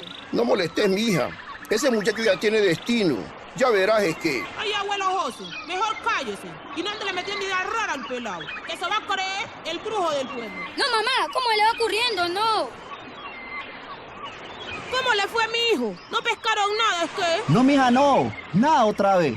Y si esto sigue así, ¿qué vamos a hacer? Nos vamos a tener que ir a Buenaventura a trabajar hoy. Pero en qué, mijo, si no sabemos hacer nada, ni siquiera tenemos estudios. Hace ya mucho tiempo que la pesca se ha venido acabando. ¡Viva Jesús! Eso es cosa de los turistas que vienen a pasear a Huanchaco, es que con tanto trago y tanta fiesta es que están empatando al pescado. Pero yo sé que esto no dura mucho. Ya verán. Hombre, Gallillo está para arreglar las cosas, es que...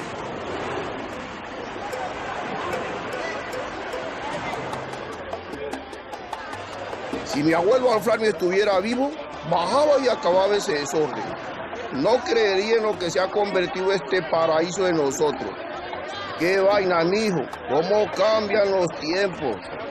Usted va a resolver ese problemita. No sé cómo, pero lo va a resolver este.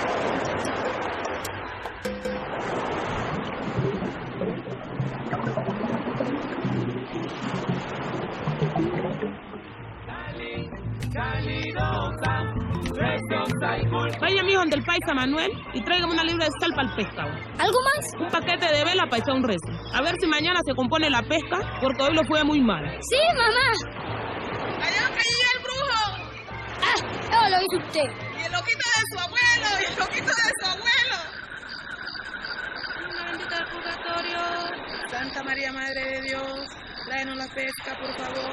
Los pescadores. Ánima bendita del purgatorio, Santa María, Madre de Dios, tráenos la pesca, por favor.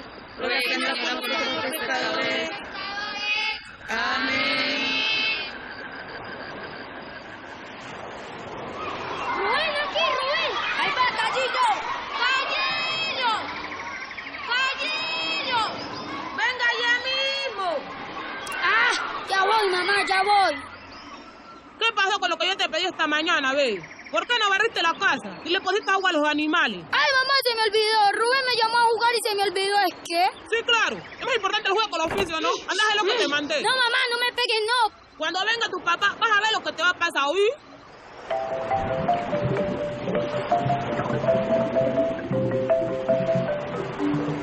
Cómo me gustaría embarcarme para irme a conocer el mundo. Como mi tío Jacinto, como mi primo Juan. Hacer lo que todos hacen por aquí. Irme y no volver. Olvídame de todo.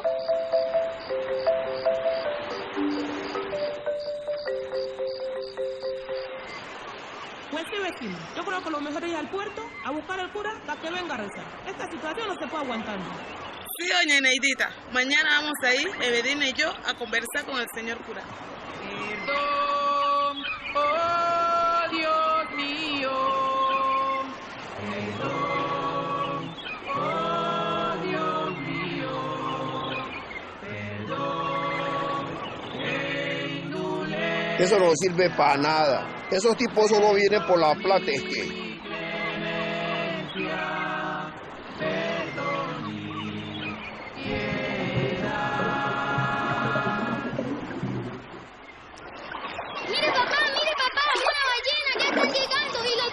¡Sí, mijo! Es la época de cría.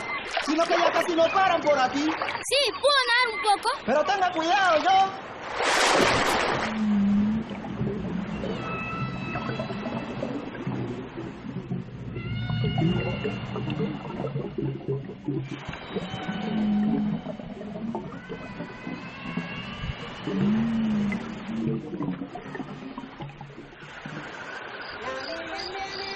Mija, aquí todos creen que es un error lo del rezo. Ya hace más de un mes y no ha pasado nada. Ay, mijo, hay que creer en Dios. Él todo lo puede. Tenemos que tener fe, Epitacio. Ya lo ve, mija, las cosas están saliendo de su rumbo. Pero no se asuste, todo será como antes. Ya verá, mija, ya verá, es que yo...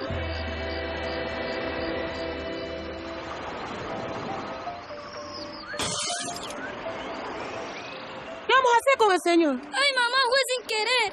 Es que me toca jugar dentro de la casa porque los niños no me quieren ni ver. Andale agua a los animales, que están todos tostados de la sed con este calor.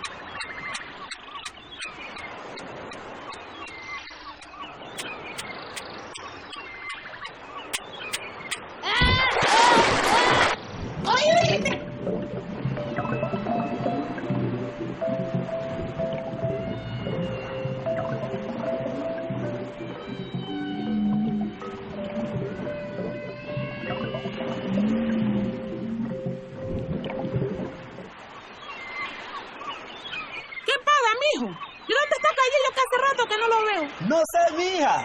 Lo único que sé es que el mar está lleno de pescado a reventar, mija.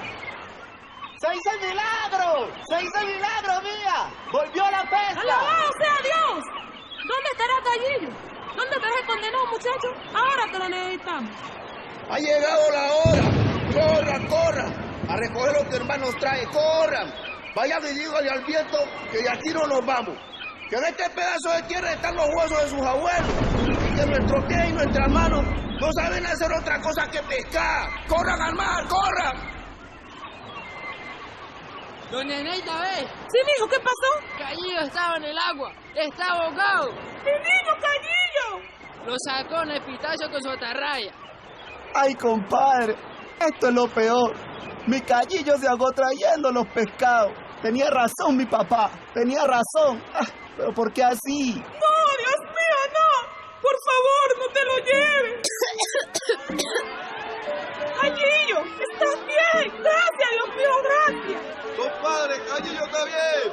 Vamos, mijo, vamos. Levántate que no ha pasado nada. Yo siempre supe que esto iba a pasar.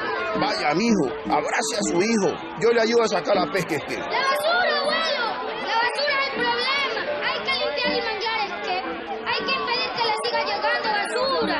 Abuelo, la basura es que la Virgen viene bajando, lucero es. El cielo viene llegando, lucero es. A todos nos va alumbrando, lucero es. El lucero va brillando, lucero es. Ay,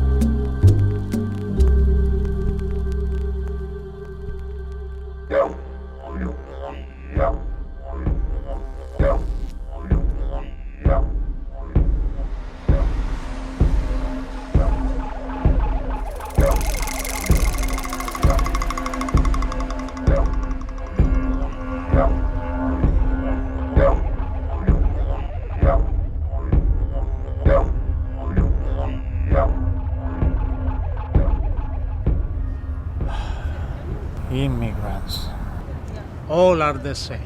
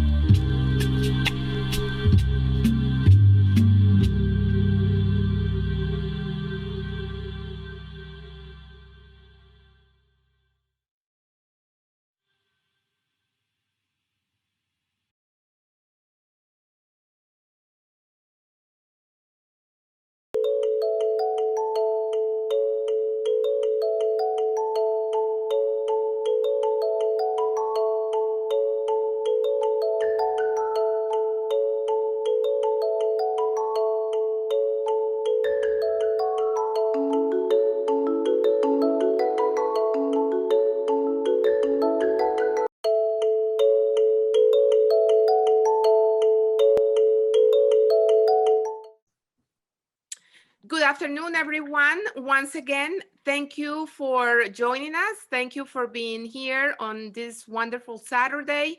I hope that you have enjoyed all the other sessions that we have had. And as we are getting close to the end of our conference, we are extremely eager to have the director of the New Jersey Office for New Americans with us today. We are extremely happy, Joanna, to have you here. The mission of our organization for more than 20 years has been to help the immigrant community to get involved, to get adjusted, and obviously to incorporate into the American society. So we are extremely happy that this administration had the initiative to pass Order 74, which I'm sure that you're going to be talking about in great detail, and to have the Office of the New Americans, because obviously we can do extensive work together in the benefit of our community. Joanna Calle is the Senior Policy Advisor at the Office of New Americans at the New Jersey Department of Human Services.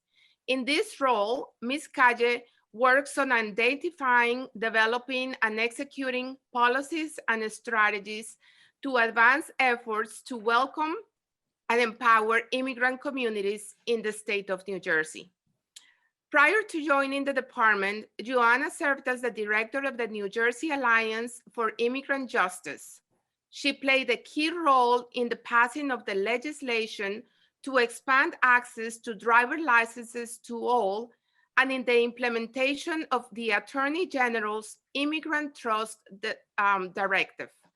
Joanna's professional experience also includes working the National American Civil Liberties Union and participating in the ACLU of Northern California, MIA-CLU campaign, visiting various facilities fighting for immigrants' rights.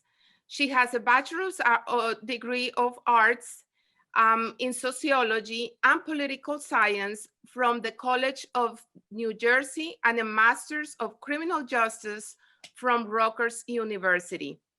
Joanna, tell us a little bit, if you want to tell us a little bit more about you, And also, obviously, we are very, very interested in knowing all the details about the Office of New Americans. Thanks for having me, Eliana. And I think it's really exciting that you're having this event. It's just so important to have these conversations about the immigrant community broadly across the state of New Jersey and how to better support them and how to better make sure that the state is really serving them, right? And that we are actually responding to their needs and their concerns, because they are part of our community here in the state of New Jersey. In terms of my background, I think it's just, it's been great to be where I am today after having worked with immigrant communities and for immigrant communities for a very long time, working in immigrants' rights advocacy for nearly 6 years, having seen how many people have been fighting for many of these efforts. You mentioned driver's licenses, and you mentioned the Immigrant Trust Directive and all those policies that our community have been fighting for and advocating for a very long time here in New Jersey. And under the Murphy administration, we have been able to see so many of them come to fruition. And obviously the executive order that you mentioned is another part of that, in seeing how many policies, proposals, and initiatives have been implemented in the state of New Jersey that are for the benefit of immigrant and refugee communities that ultimately benefit all of us, right? And it benefits everyone, not just them, but it benefits the whole state as a whole. And I think for us to think about just the Office of New Americans really is to ensure that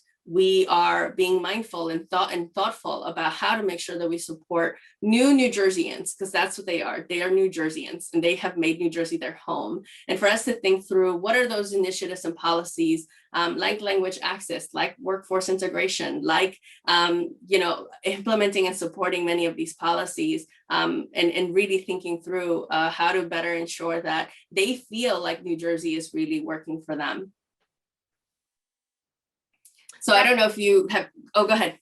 No. So can you tell us a little bit about when was the office created? Sure. And I know that, well, you're going to be talking about it. I'm not going to take your words, but as soon after the office was created, we got hit with COVID. So if you want to just tell us a little bit what the office has done since its creation. Yeah, absolutely. So I came on board in April of 2020, right as we were dealing with COVID.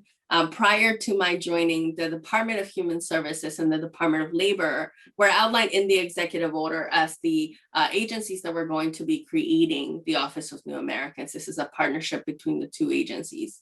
And so both the Department of Human Services and the Department of Labor really did some extensive work on talking to stakeholders, learning more about the immigrant communities, and looking at data and having conversations and really identifying what are those key aspects of our communities and resources and initiatives that really make sense to prioritize and make them part of the major goals of the Office of New Americans. I mentioned language access, and that's being one of them. Workforce integration is another. Ensuring that there's accessibility to programs and services that are available by the state, and that we continue to partner with stakeholders, much like you all, in talking about what are some ways that we can adjust and prioritize these communities as we're working on various initiatives across the state. I think for a long time in immigrant communities, we sort of think of immigrant communities as this silo, right? Immigrant communities have particular issues that are only immigrant issues, but the fact is that all issues are immigrant issues and all immigrant issues are for all. And so if we just sort of think of it that way, then we can make sure that we are integrating these communities in everything we do. So that's sort of how they came to these priorities and those goals. And I came on board in April as a senior policy advisor to help establish the office, to think through how are we going to move forward this initiative and make sure that we put it together. We had a report that came out in October, shortly after, that really outlined these goals and priorities. But as you mentioned, COVID was front and center in our jobs. And so when I started in April, one of the first priorities was to support our colleagues in the New Jersey Department of Health to think through how do we support immigrant and refugee communities? How do we outreach to immigrant and refugee communities around COVID? And at the time, we were merely focusing on, contact tracing and testing and making sure that folks were healthy. We didn't even have a vaccine back then. Right. And so really thinking through how do we know that immigrants are essential workers, that they are in situations and in positions and jobs that put them at greater risk. We also obviously have seen a lot of the data for immigrants and even Latinos, the number of Latinos that have been impacted by COVID. We understand that. And so because there's such a high risk, we want to prioritize that we keep in mind, how do we think about doing outreach to these communities and supporting and being mindful of the barriers and challenges that they might be facing in COVID.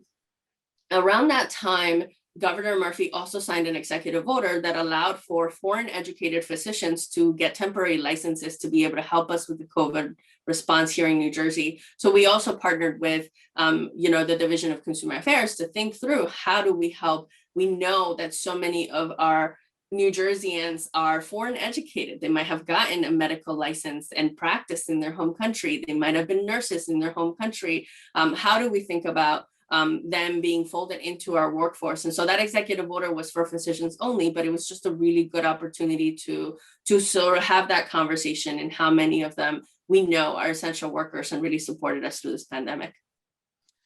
And Joanna, on that topic, it's interesting because we know that foreign individuals have a higher rate in serving in the health industry.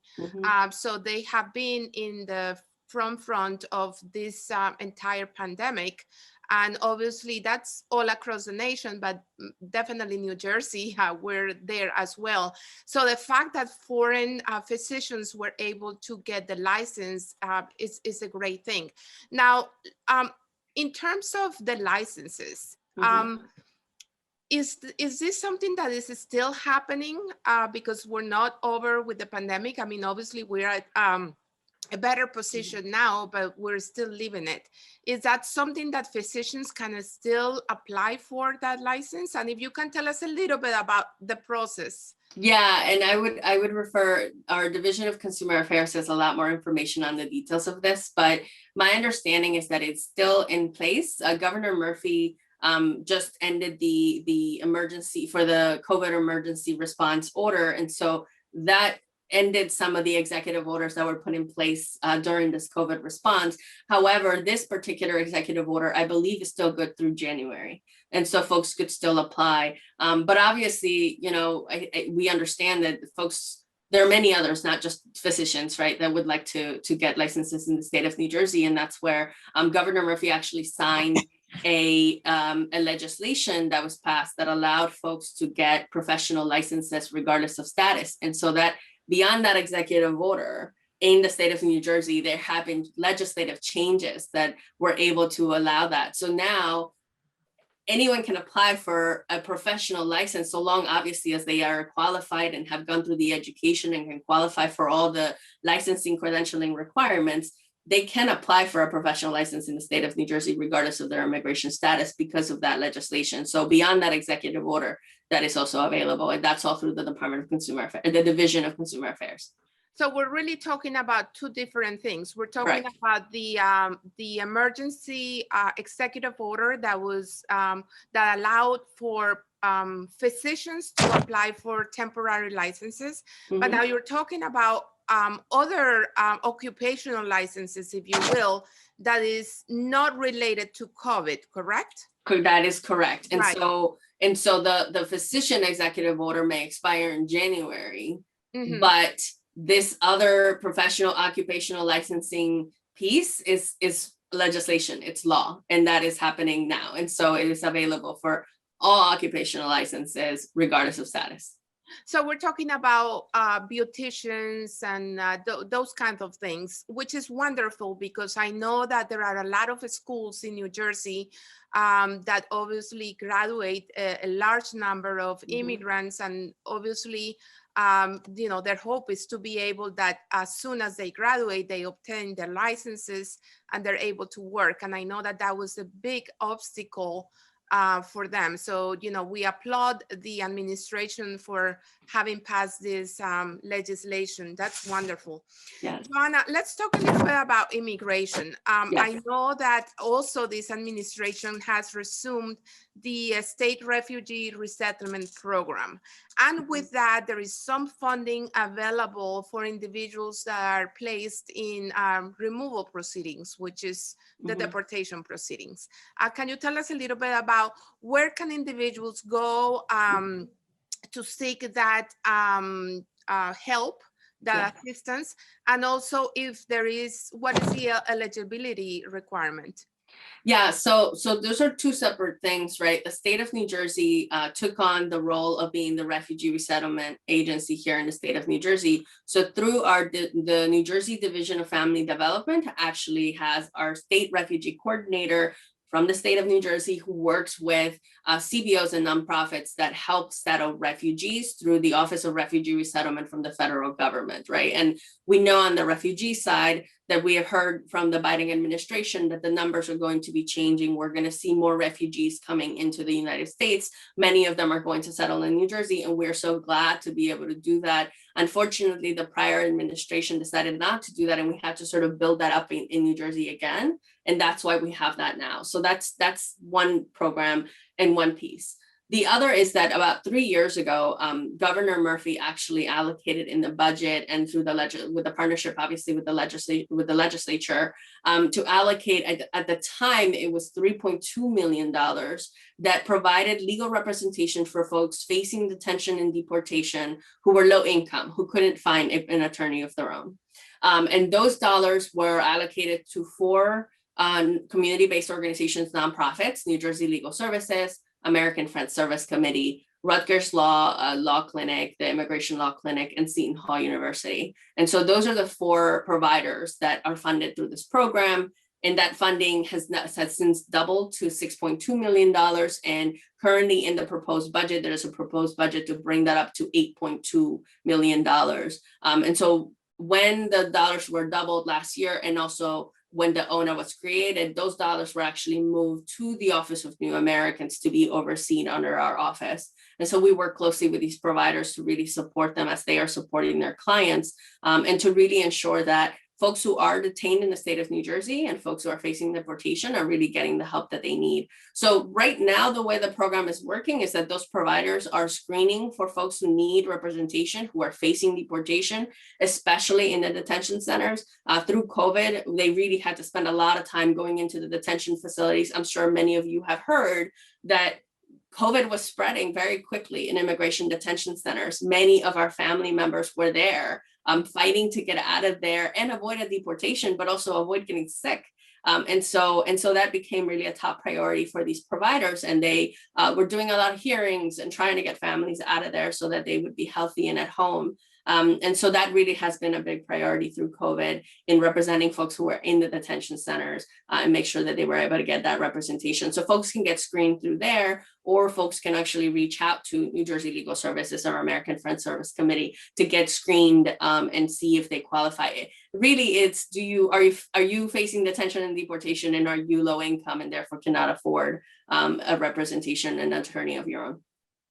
I tell you that I'm an immigration attorney, and I know how difficult it is for immigrant families when one of their members face deportation, because not only they have to deal with the pain of having somebody detained, but the cost involved, and even when the attorney requests for bond, the bond agencies do not work like the bond agencies used to work for criminal cases. They usually do not give bonds for immigration cases. So people really are facing with having to come up with a lot of money for the bond and for the representation. So this is another great benefit that it's extremely important. And talking about that topic, in New Jersey, we have received a lot of unaccompanied children, and it is estimated that about 15,468 minors have arrived in New Jersey. A lot of those minors, obviously, we have that number because they have been detained at the border and then they have been rejoined with family members in New Jersey. Is this resettlement program, does the program give some funding for these minors as well?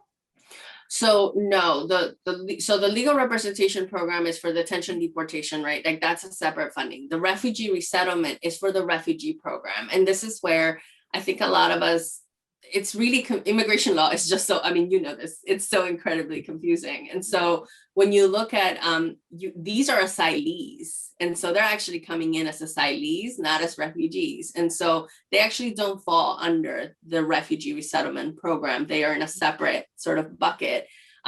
There should be other funding. I know that federally, the Health and Human Services, the Department of Health and Human Services, and Office of Refugee Resettlements at the national and the federal level have posted information for nonprofits who are interested in supporting the unaccompanied minors and in becoming licensed providers for this particular community, because these, you know, they're children and they have specific needs and specific resources that are provided to them because they are unaccompanied and because they are minors. And so I would, for nonprofits, CBOs that are interested, I would point them to look at the Department of Health and Human Services, and these are federal, right? The Federal Department of Health and Human Services and the Office of Refugee Resettlement, to see if they have any opportunities for funding on that front, but not through the state, because that's a separate national movement, national process. But in New Jersey, we are in touch with the providers that work with unaccompanied minors. You know, I think we are very aware and very concerned with the fact that with the asylum in the refugee process, there is a pipeline to connect the refugees to the refugee resettlement process and through the CBOs that support them. On the unaccompanied minor side, many of them arrive to our state, they've settled with their families, and there's no real pipeline for us to know where they are to really support them, right? School districts are going to be facing with supporting them and registering them and figuring out how to best educate them with all the needs that they have. How do you provide them mental services, mental health services, and all the legal services, obviously really important because they still have to file for asylum. So we're very aware of those challenges and really want to be mindful of them. And so we still are talking to stakeholders and CBOs and nonprofits and experts that are supporting these families, just to better understand what are the needs that are happening and where they are right now. There's no program or funding right now available for these communities, at least not from the Office of New Americans, but it is important for us to know what are the challenges and what are the needs that the families are facing and these children are facing when they arrive in the state. Because even though there are other programs that are available for all, regardless of status, we have the Division of Mental Health and Substance Abuse here under the Department of Human Services here in New Jersey. Yeah. And we know so many of these families are going to need support for mental health services. Many of those services are available to all, regardless of status. So some of our services and programs may not be for undocumented folks or for unaccompanied minors, but there are resources available that maybe some of those providers could take advantage of. Right. And, you know, the mental health issue is very, very significant in this topic, because we know that the children, because they have had to go through that very traumatic experience, they suffer from depression, they suffer from anxiety.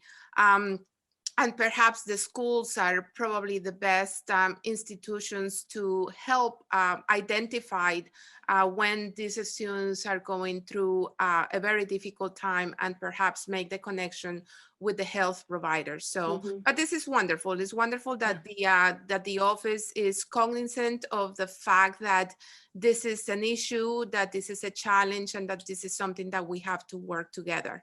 So let's move on to a better news, I guess, something very optimistic that happened in the state, relatively recent. Tell us a little bit about the driver licenses. I mean, we are one of the very few states in the nation that now provides driver licenses to undocumented. Yeah, so I'm a little biased, obviously, because as you said, I was very involved in the advocacy to pass the legislation. It was really exciting to see it come through after decades of fighting for it and really understanding how many of our communities benefit from it. The state of New Jersey, I believe, was the 15th state to pass the legislation, because we were saying we were going to have a quinceañera for it because it was the 15th and we were so excited. That's fun.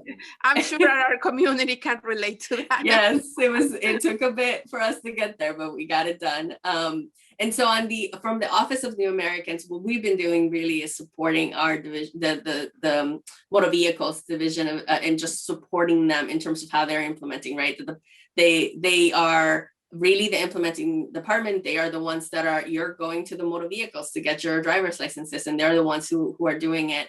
But we've been supporting them and just thinking through the outreach, the community, the questions that we know a community is going to have. What languages are we going to be providing for immigrant communities? New Jersey, some facts that I think are so important for us to be mindful of. New Jersey has the 5th largest undocumented population in the nation by percentage. We have the 3rd by percentage largest foreign-born population. And I know when we think about immigration, we think of Latinos, we think of Spanish-speaking folks, but the fact is that our immigrant community is very diverse here in the state of New Jersey. And so we can translate to Spanish, but we have to translate to so many more languages and really be mindful of that. And so to really think through that with the Department of Motor Vehicles and supporting them in their implementation, and helping them if they have any questions as they think through how to make the process culturally accessible, language accessible, and thinking through what questions our community is going to have. So that's really what our role has been, is really just supporting them in their implementation. But it's been great to see how many people have been able to go get their driver's licenses and get their permits and see it come to fruition, and see how many people are breathing a little bit easier now that they're going to be able to drive with a license and not really be concerned about having that become an issue, because we know how many of our families for a long time risk deportation, right? Just by getting behind the wheel without a license. So this is a major, major win. Well, I congratulate you for your advocacy. I know that any advocacy work takes years and years to be able to see the result. And I know how hard you worked on this. So congratulations. This is definitely for the benefit of our community, and really is for the safety of our state, right? Because to the extent that people have licenses, obviously they're going to be able to get insurances as well. So, I mean, obviously people were driving without a license, not by choice, but because they didn't have any other alternative. So yeah, and sorry, I just to cut you off, but just to also add that there are many advocacy organizations that worked on this effort. It was really a huge group effort, and many of them right now are doing community meetings and doing Facebook Lives and answering questions. And so I think for folks who are having questions, I'm sure you're all doing the same thing. It's just to go to your community-based organization, link up with organizations that are trustworthy, that are getting you information. Go to the Motor Vehicles website, obviously, where we have a lot of good information, but it's always good to see how many folks across the state are really working toward getting the information to the community and letting them know that it's here. Right, right. And you mentioned something very interesting, but we know that New Jersey is one of the most diverse states in our nation. And I was doing a little bit of research, and I see that the languages that are mostly spoken in New Jersey are a lot. Spanish, obviously, but we have Tagalog, Chinese, Hindu, Korean, Gujarati, Portuguese, Arabic, Polish, and Russian. Yeah. So the state has a huge challenge to be able to educate and include all of these communities. How does the state manage to meet the linguistic challenges, especially the Office of New Americans? You have a lot to cover, Joanna.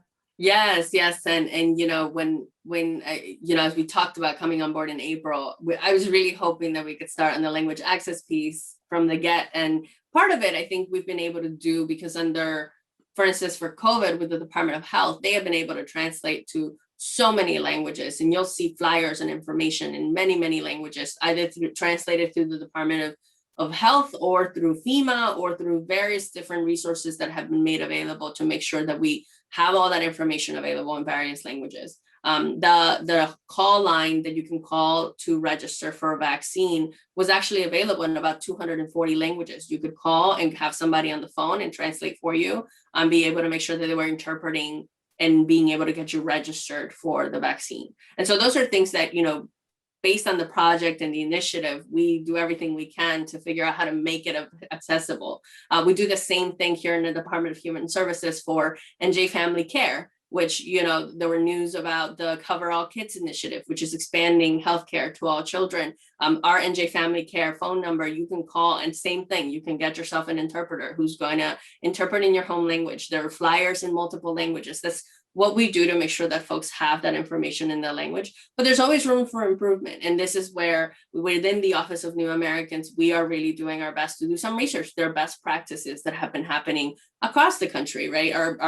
Our neighbors right in New York have language access executive order, and you look at our partners in Boston and Seattle, and that's where the Office of New Americans here in New Jersey really comes into play, is to do the research. Let's figure out what are the best practices. Let's see what else we can do. But New Jersey has really, in every of these initiatives that you see, language access is so important to us. We understand how important it is. And we're going to continue to do our very best to improve it even more and expand it even more as much as we can.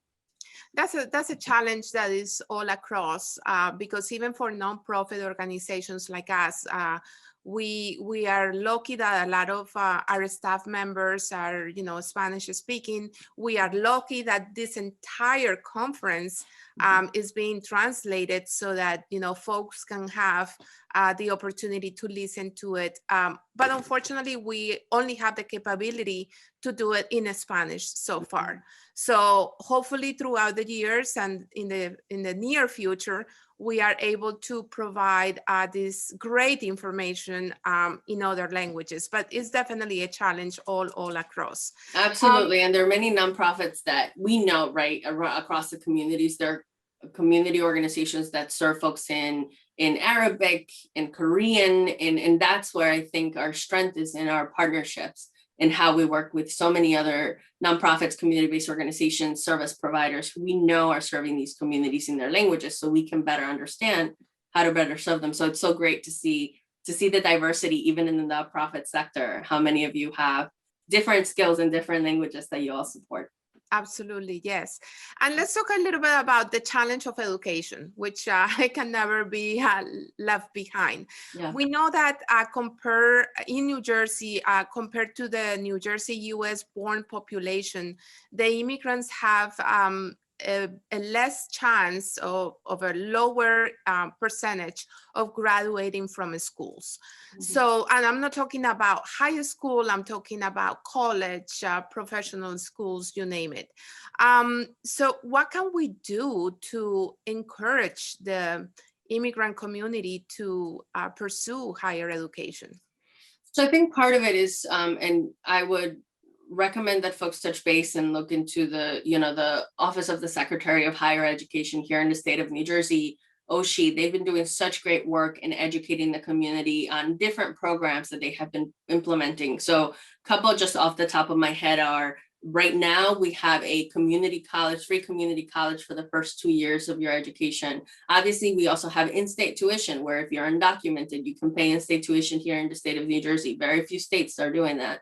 We also have financial aid, right? Where if you are a low-income student who needs help paying for school, you can apply for financial aid here in the state of New Jersey. I'm a former dreamer. I was an undocumented student. I went to college. When I went to the College of New Jersey, I was undocumented, and I had to take out student loans to pay for school. And I couldn't get scholarships, even if my grades were good, because at the time I couldn't apply for financial aid. Like, I couldn't qualify. And so much has changed since that time, where if you are a young person now and you're interested in going to school and getting a degree, so many more resources have now been made available here in the state of New Jersey, especially for our immigrant children. And so for students, I would say it's really getting information out about these wonderful programs. What I always say about the Office of New Americans is that if we here in the state of New Jersey have all these wonderful programs and the community doesn't know about them, then we have to work a little bit harder to make sure that they do. And that's why because they're successful when our community knows about them. So I would say let folks know about these programs, because we know that for our community, especially for our young people, financials are probably one of the biggest challenges, right? Aside from immigration status, and that could be another concern. And so if we can get them to take advantage of these programs, I think it would probably help a lot. And you know what, you touch about on something very, very important, which is DACA. because unfortunately not a lot of people, not a lot, but there are many folks out there that actually qualify for DACA and they haven't done so. And we have had the program since 2012. So it's been 9 years already. And I don't understand why people don't going to look into, I came here before I was, reaching the age of that I needed to be. I have been here consecutively. So why? I mean, I know that one of the issues is that it's very difficult for some people to prove that they have been here since they were, and that's one of the requirements for the application. Nevertheless, we also know that the amount of people that have applied is relatively small compared to the population that actually qualify. Yeah. So, yeah, it's unfortunate. And I think, with our DACA community, the community who qualifies for DACA, the young people, part of it is financial, right? We know it's an expensive process. All these applications cost money. And if you're a low income, young person and you want to apply, that could become an issue. We understand that. That's unfortunately, there are a lot of barriers. And I think part of it also has been that for the past 4 years, we've had such a chilling effect.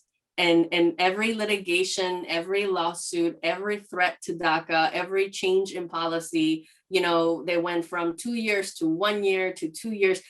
All of that, unfortunately, also causes fear, right? As an undocumented, because if you're an undocumented young person and you have to come forward to get your DACA, that means that you are basically outing yourself to the government to let them know you're here. And that can make people really nervous. And I remember when DACA came through, many of us were concerned. And I remember the young people really sharing how concerned they were.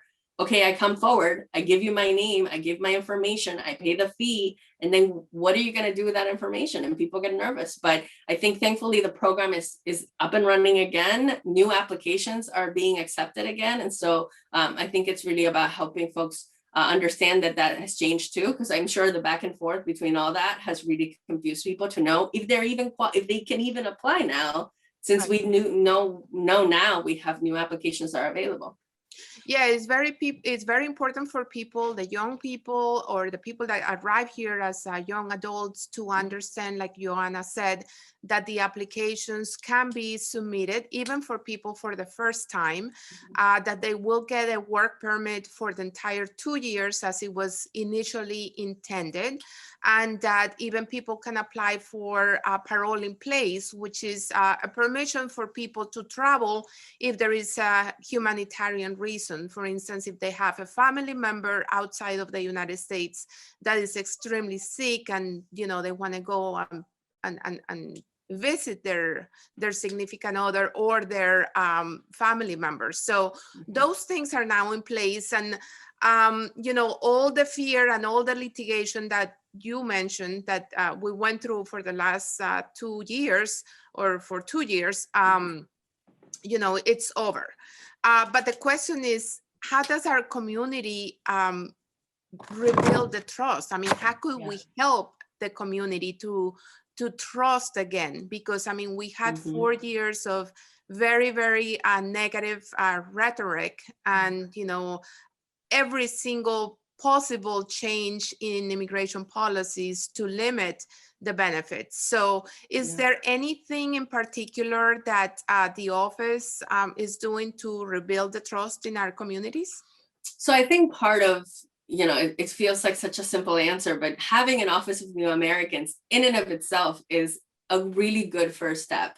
It doesn't solve, obviously, the concerns of fear and mistrust in government, but it's great to have an office that understands that there is a fear, understands what could be causing that fear, so we can address it, right? Doing public education is really important. I think at the very beginning of public charge, especially, right, there was a lot of community education in explaining to people what the public charge meant and making sure that I remember the chilling effect that public charge had, and people, families would ask me if they could do free and reduced lunch, or if they could go to the food pantry, right? Which we knew weren't impacted, but unfortunately, that fear was there. And so I think right now what we are really working on is creating public education materials, obviously talking to all of you, make sure that we give folks the information of it's safe. We know public charge, at least the 1999 version, is no longer in place.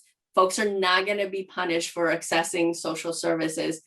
For us, the Office of New Americans, we work with different state agencies and different our colleagues across the board, across the state of New Jersey, but we also are within the Department of Human Services. And this is the largest department across the state of New Jersey. And we have so many social service programs, WIC, SNAP, family care, mental health, all these different programs and services under our division, our department. And many people are not accessing them because they're afraid. And so it's really important for us to, I think, let people know. And I think that has always been a component of outreach and community education for each of those programs, to let people know that they shouldn't be afraid. So I think that's one. The other is, I think that it's really helpful when people know and understand that, at least here in the state of New Jersey, regardless of what's going on at the federal government, and we understand obviously with the previous administration how terrorized our community was. It truly has been traumatic for many of us. But in the state of New Jersey, even despite those 4 years, we've seen so much progress that should make us feel a little better and a little glad that we live in New Jersey, right? And that New Jersey is a little bit different. It's a little bit of a cocoon that has been able to protect us through 4 years that have been so difficult. We got licenses, we got in-state tuition, we've got professional licenses, we have all these things that, while yes, the federal government and federal policy is still delayed, we have some progress that is helping us here. Our Attorney General actually joined litigation to protect DACA, represented DACA recipients here in the state of New Jersey to make sure that their voices were included in the voices of the states. New Jersey added our name in our litigation to protect DACA at the federal level. And there have been plenty of lawsuits that our Attorney General has joined to support immigrant communities at the federal level and to represent New Jersey immigrants, to say, no, for New Jersey, this is not going to be helpful. We don't want it here. And I think that message really shows something for our immigrant community here in New Jersey, to know that our Attorney General cares about them too, and that our governor cares about them too. And here at the Office of New Americans, we also care about them too, and we want to make sure that they don't feel afraid. You're absolutely right. I think that actions speak louder than words. So the fact that we have an office, and you nail it on the head. I mean, we are lucky in New Jersey to have one of the most progressive states, one of the most open-minded states in terms of helping the immigrant community. So even it's almost like a sanctuary state. You know, we always talk about sanctuary cities, but in here we know that the police doesn't cooperate too much with the federal agencies as far as giving information about immigrants, and that's wonderful. So we want to highlight that to all the participants, because like you say, the need is huge. And we know that there are a lot of families out there that are still very afraid of seeking services. And the state of New Jersey provides so many services from different levels, you know, in the health, for food, for work development, and, you know, so folks, this is an invitation for you to get familiarized with all the services that our great states provide. In our website, we have spent a lot of time making sure that we research which are the state departments and which are the agencies that provide these services. And there is a whole bunch of information that you can get just by visiting our website. So please make sure that you do so. And Joanna, you mentioned also that you work with different departments, and I know that you have worked very, very closely with the Department of Labor and Workforce Development, obviously to help the immigrant community get the skills to be better prepared for the workforce. Tell us a little bit about that. Yeah, so when I came on board with the Office of New Americans, one of our major projects that we signed on, that obviously COVID was priority, but this was Another is the Skilled Immigrant Integration Program. And so that's actually a cohort project. I believe we were one of 6 or 8 localities, state or local municipal, that worked on including workforce integration as part of their priority. So here in the state of New Jersey, we joined this program with our Department of Labor to ensure and look through ideas and priorities and initiatives that would help immigrants navigate through our workforce and make sure that they are able to integrate into the workforce.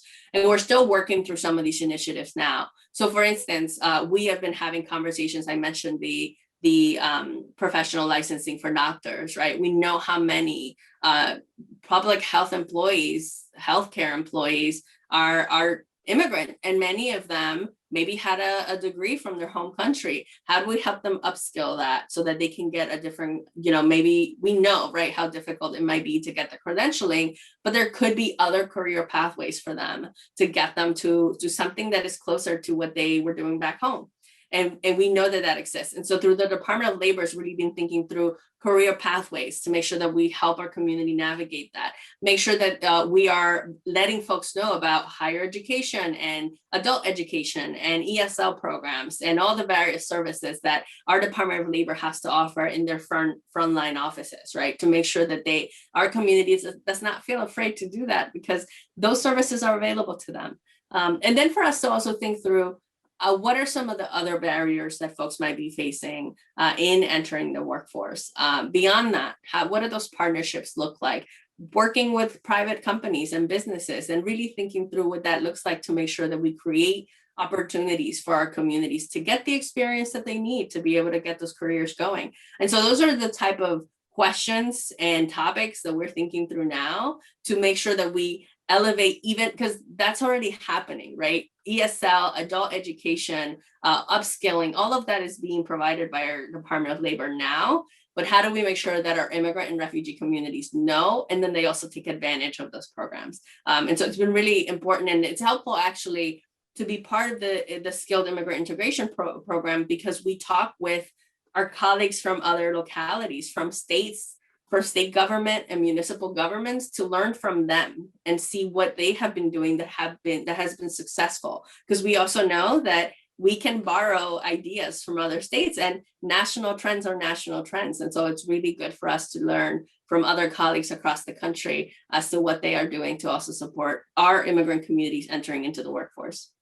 That's wonderful. That's really great, because it's an aspect that is one of the most important. Obviously, the immigrant, the largest part of the immigrant community comes to the United States to seek a better life, to get better jobs, better opportunities, and what better to give them the tools to be ready for the workforce. So thank you. And you know what? One of the repeated complaints that we hear from the immigrant community is that oftentimes, unfortunately, employers take advantage of them because they're immigrants, even for the people that are documented and that have their social securities, but they complain that often they pay either below the minimum wage or just the minimum wage, or that they make them work extremely long hours.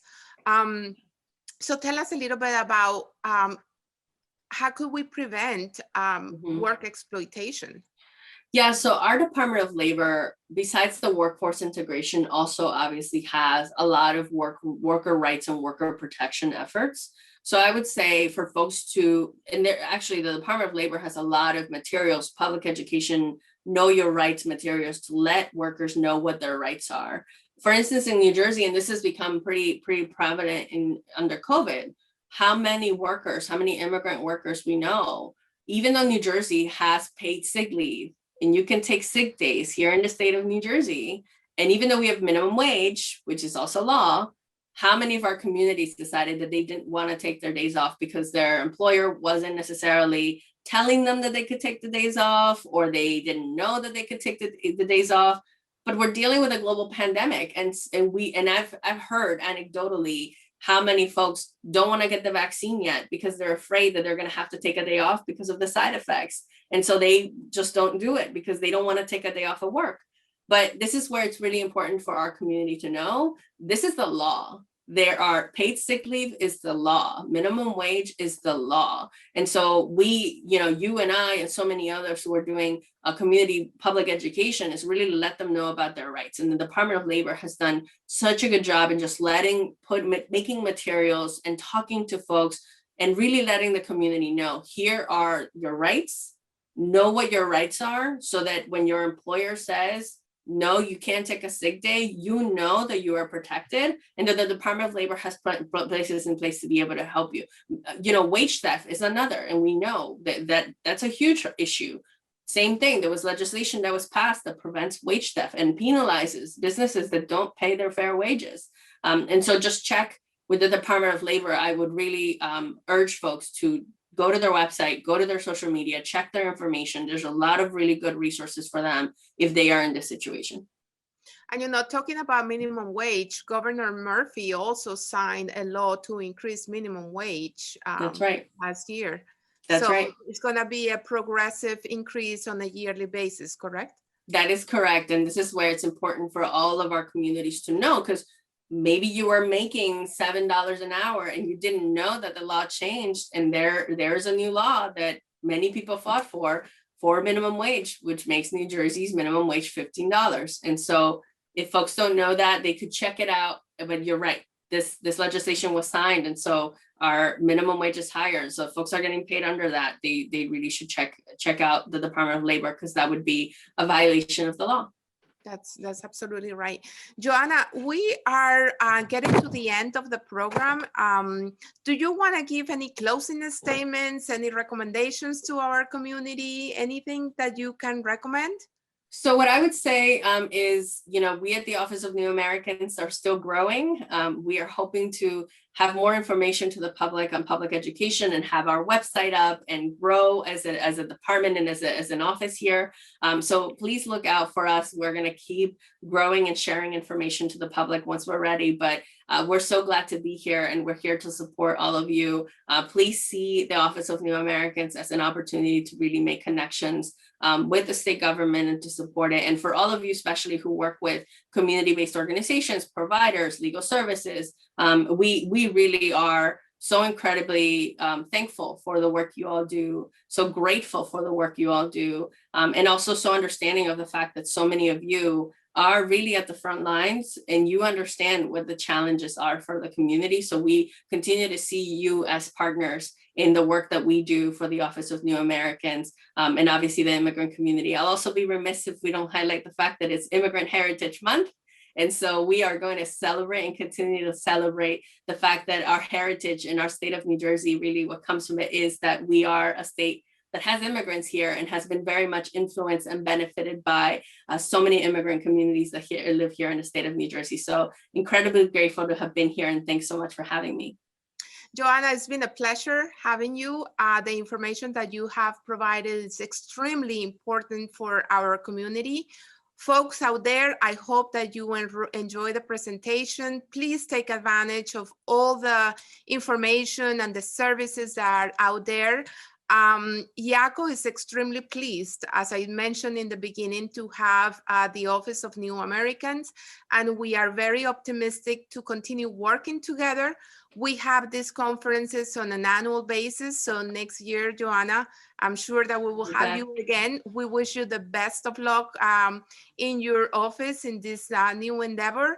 And thank you. I really appreciate your time, your commitment, also everything that you have done even prior to getting to this position, because your advocacy speaks for itself. So thank you very much, and enjoy the rest of the afternoon. Bye-bye, everyone.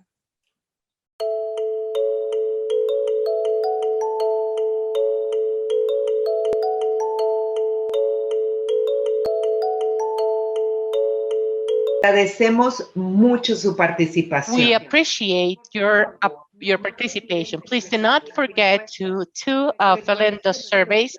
Remember that your response is absolutely private, confidential, and we will not compile any personal information. Your suggestions and comments will help us improve for future editions of our event. Thank you very much.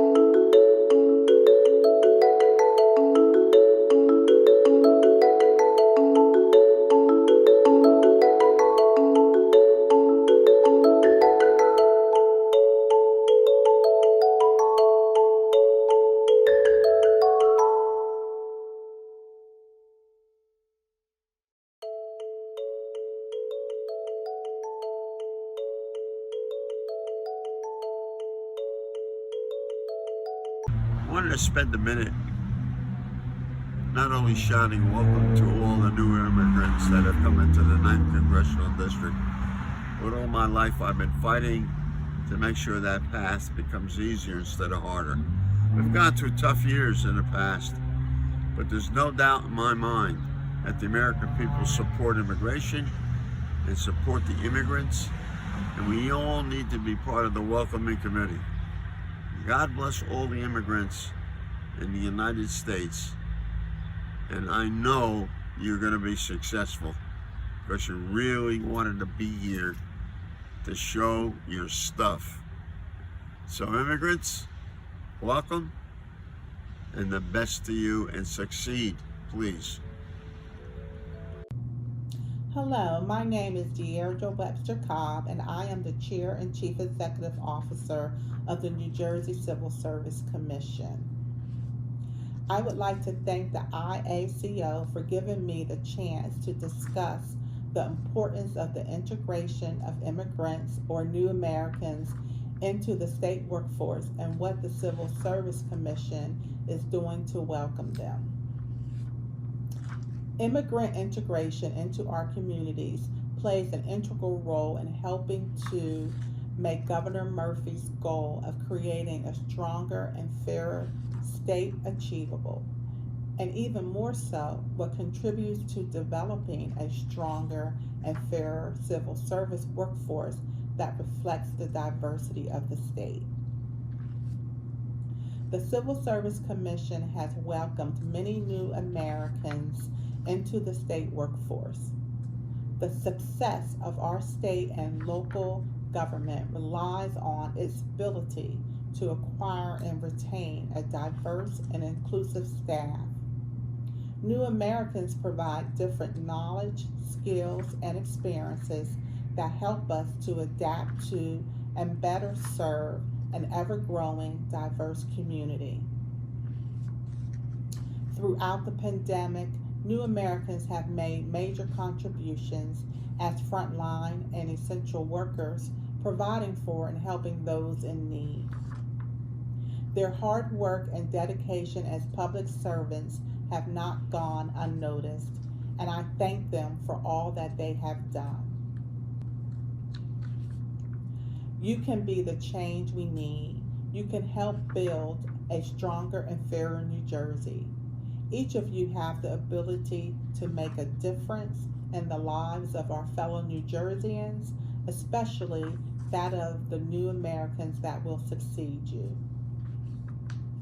If you do not know where to begin on applying to the various open positions within state and local government, I welcome you to join us from one of our virtual information sessions that will be hosted next month in honor of Hispanic Heritage Month.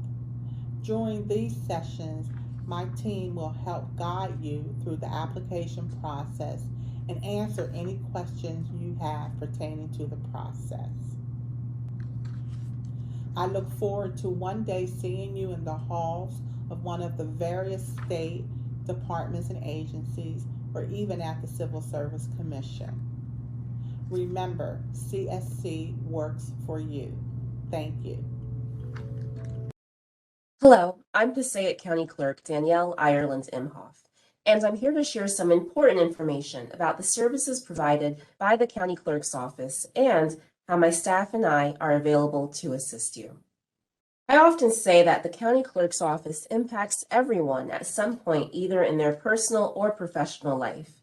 Whether you're obtaining a passport, voting by mail in an election, applying for a business trade name certificate, becoming a notary public, or looking to permanently record your veteran's discharge records or property transaction records, the County Clerk's Office is the entity that can assist you. The passport is an official form of photo identification. In Passaic County, the County Clerk's Office is a passport application acceptance facility, and we offer process services for both the passport book and the passport card. Starting October 1st, 2021, anyone traveling by air, either internationally or domestically, will need a Real ID compliant form of identification to travel. Passports meet this requirement. Please note, passport cards can only be used to fly domestically or if you're entering the United States at a land border crossing or seaport of entry from Canada, Mexico, the Caribbean, and Bermuda. And parents and guardians, please remember, all travelers, regardless of age, need a passport to travel outside of the United States. The county clerk's office receives petitions from candidates running for county-level offices and certain municipal-level offices. Our office also serves voters by offering vote-by-mail ballots. As a convenient alternative to voting in person at your polling place on Election Day, you can register in advance to vote by mail.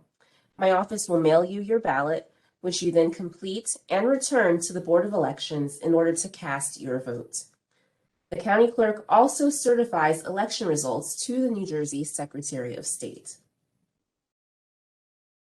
A certificate of trade name is required by law to be recorded in the county clerk's office by anyone who wishes to start a sole proprietorship or partnership business in Passaic County. These certificates are often required by banks to open your business's bank account. Prospective business owners can also verify with our office that the desired trade name is not currently in use in the county or as a corporation or LLC in the state of New Jersey.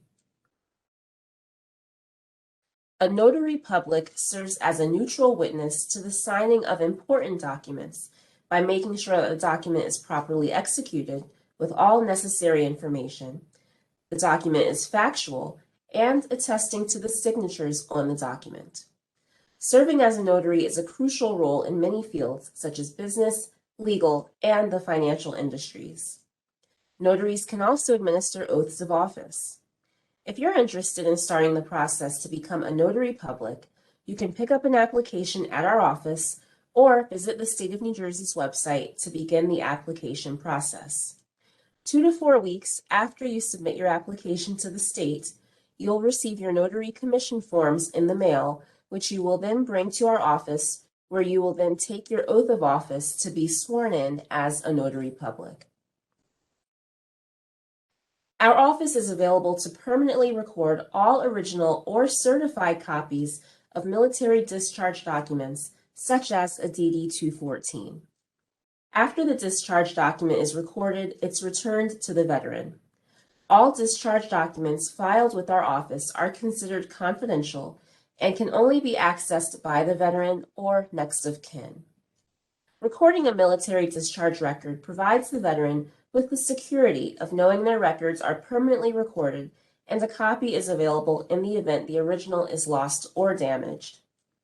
As a courtesy to the courageous men and women who served in the armed forces, the Passaic County Clerk's Office offers complimentary ID cards to honorably discharged veterans. The photo ID card provides access to receive discounts and benefits from stores, restaurants, and attractions throughout Passaic County. Registering veterans will also have early access to exclusive veterans events and information specific to Passaic County. One of the county clerk's office's long-standing duties is the recording of legal documents involved in the buying and selling of property, such as mortgages or deeds. There are fees set by state law for recording these documents, and a list of the fees is available on our website. Existing documents are available to be searched in person in our map room or vault by appointment. In an effort to be as convenient and accessible as possible, many documents are available to be searched online through the portal on our website. According to the FBI, property and mortgage fraud is one of the fastest growing white-collar crimes in the United States. To address these concerns, we offer a free notification service to receive a text or email if a property document bearing your name is recorded in the Passaic County Clerk's Office. If you receive an alert, you can then quickly take the appropriate next steps with law enforcement agencies. The Passaic County Clerk's Office has 2 convenient locations in Passaic County, so that no matter which part of the county you live in, you can quickly and easily come to the office when needed. Due to the unprecedented times we're in, All customers are required to have an appointment, so be sure to call or email our office before coming. No matter how big or small your question is, please contact us and we are more than happy to assist you. It's an honor for us to serve Passaic County's residents. Everything that has been raised during this 3-day forum, it's quite interesting, and we've had the opportunity to share this online, and we are united spiritually and for the same cause. We want to work and keep working for immigrants. And in June, we did this event because we know this is the month of Hispanic heritage, and we've received some proclamations in Iaco first by President Joe Biden, where he talked about the contributions and the purpose of his government to help and acknowledge the work of immigrants, and that's why we received this proclamation on this Heritage Month for immigrants, and the proclamation of New Jersey and Governor Phil Murphy, who became a friend of the immigrants' cause and made a special proclamation, and some mayor's offices where there are Hispanic populations, for instance, mayor's office of Passaic and also Newark and Prospect Park as well, and Patterson also. So this is an acknowledgement by authorities on the efforts made by immigrants and also organizations such as Iaco with an important role, and that's something we've highlighted in Telemundo. We always mention that's why we support events such as this one, which is essential. That's why we're reaching the end, and I would like to invite the director of Iaco, Gustavo Ramirez, for him to share final words about this event. But first, congratulations for this 3 days of event. Thank you, Luis Alejandro. First of all, I wanted to thank personally for your cooperation and your support that has always been unconditional, and also the support from Telemundo and different organizations that have been with us in this process. We are reaching the end of the beginning. And this is the beginning, because what we want is that from now onwards, we have a new beginning for all organizations and for the whole community and different agents that participate in our society, move forward in terms of integration of immigrants. And the purpose of this conference is the purpose we've served on a daily basis with our communities, immigrants, and different organizations. And what we aim is at making our state, our country, and even the world a healthier place in the world, friendlier and more fair. So I would like to thank everyone from the bottom of our hearts on behalf of Iaco, because of all the panel that participated and all different organizations, but especially those persons who have connected virtually to this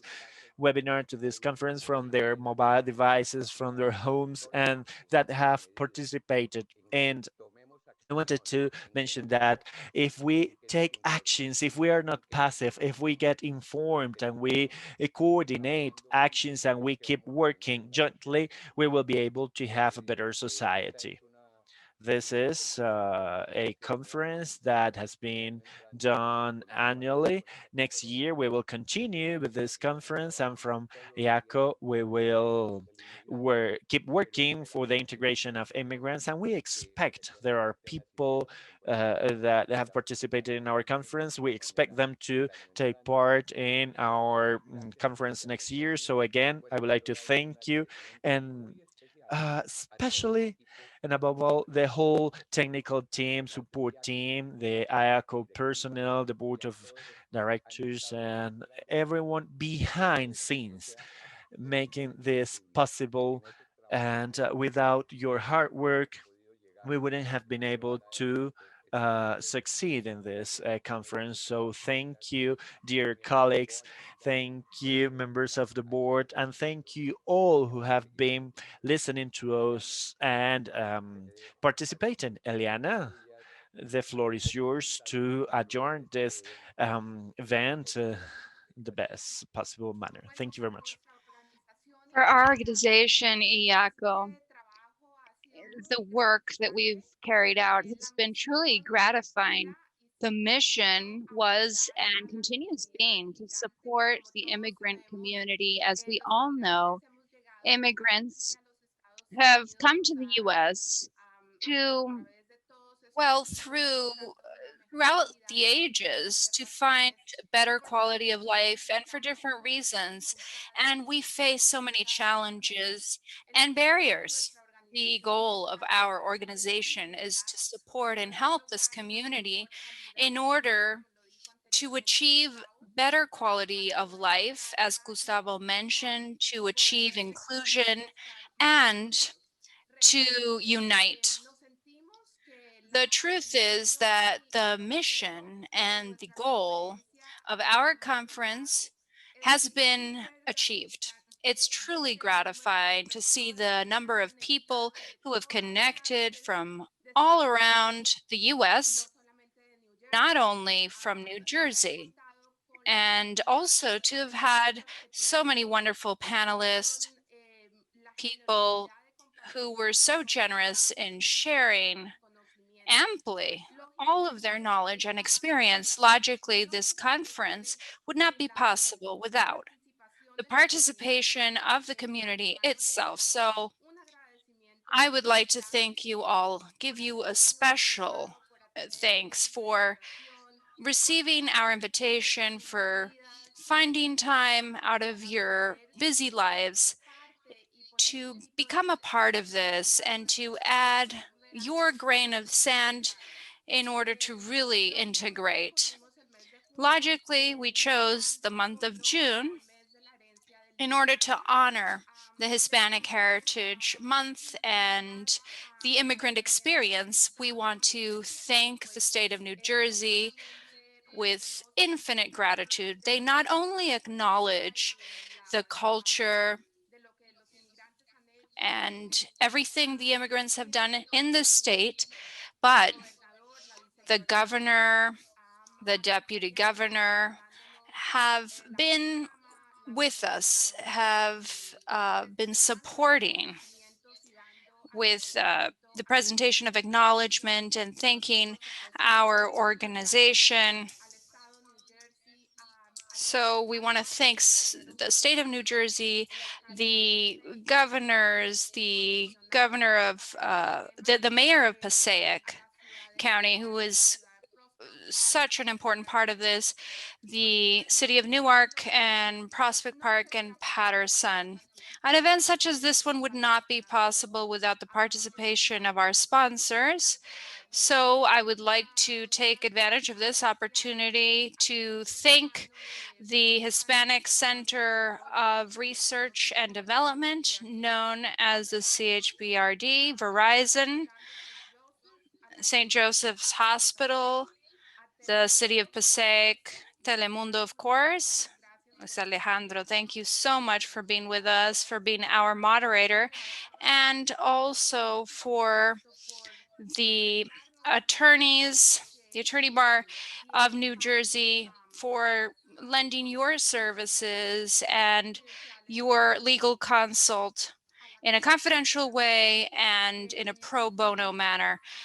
And I would also like to thank, as I mentioned previously, all of our panelists, the consulates that have sent information so that their citizens understand the services that are available and provide more knowledge on what they can access and connect them to their countries of origin, and all the other organizations that are wonderful bridges to carry out and perform all of these services, especially all of the pro bono organizations, NGOs that are with us, that have disseminated the information so that our conference can reach so many more. Once again, we're so pleased with the results of this conference. And as Gustavo mentioned previously, We are going to perform it once again next year. This is a task that logically begins with the acknowledgement of the federal government that also is passing a new resolution, and the immigrant organizations, the state, but there is also a lot of work left to be done.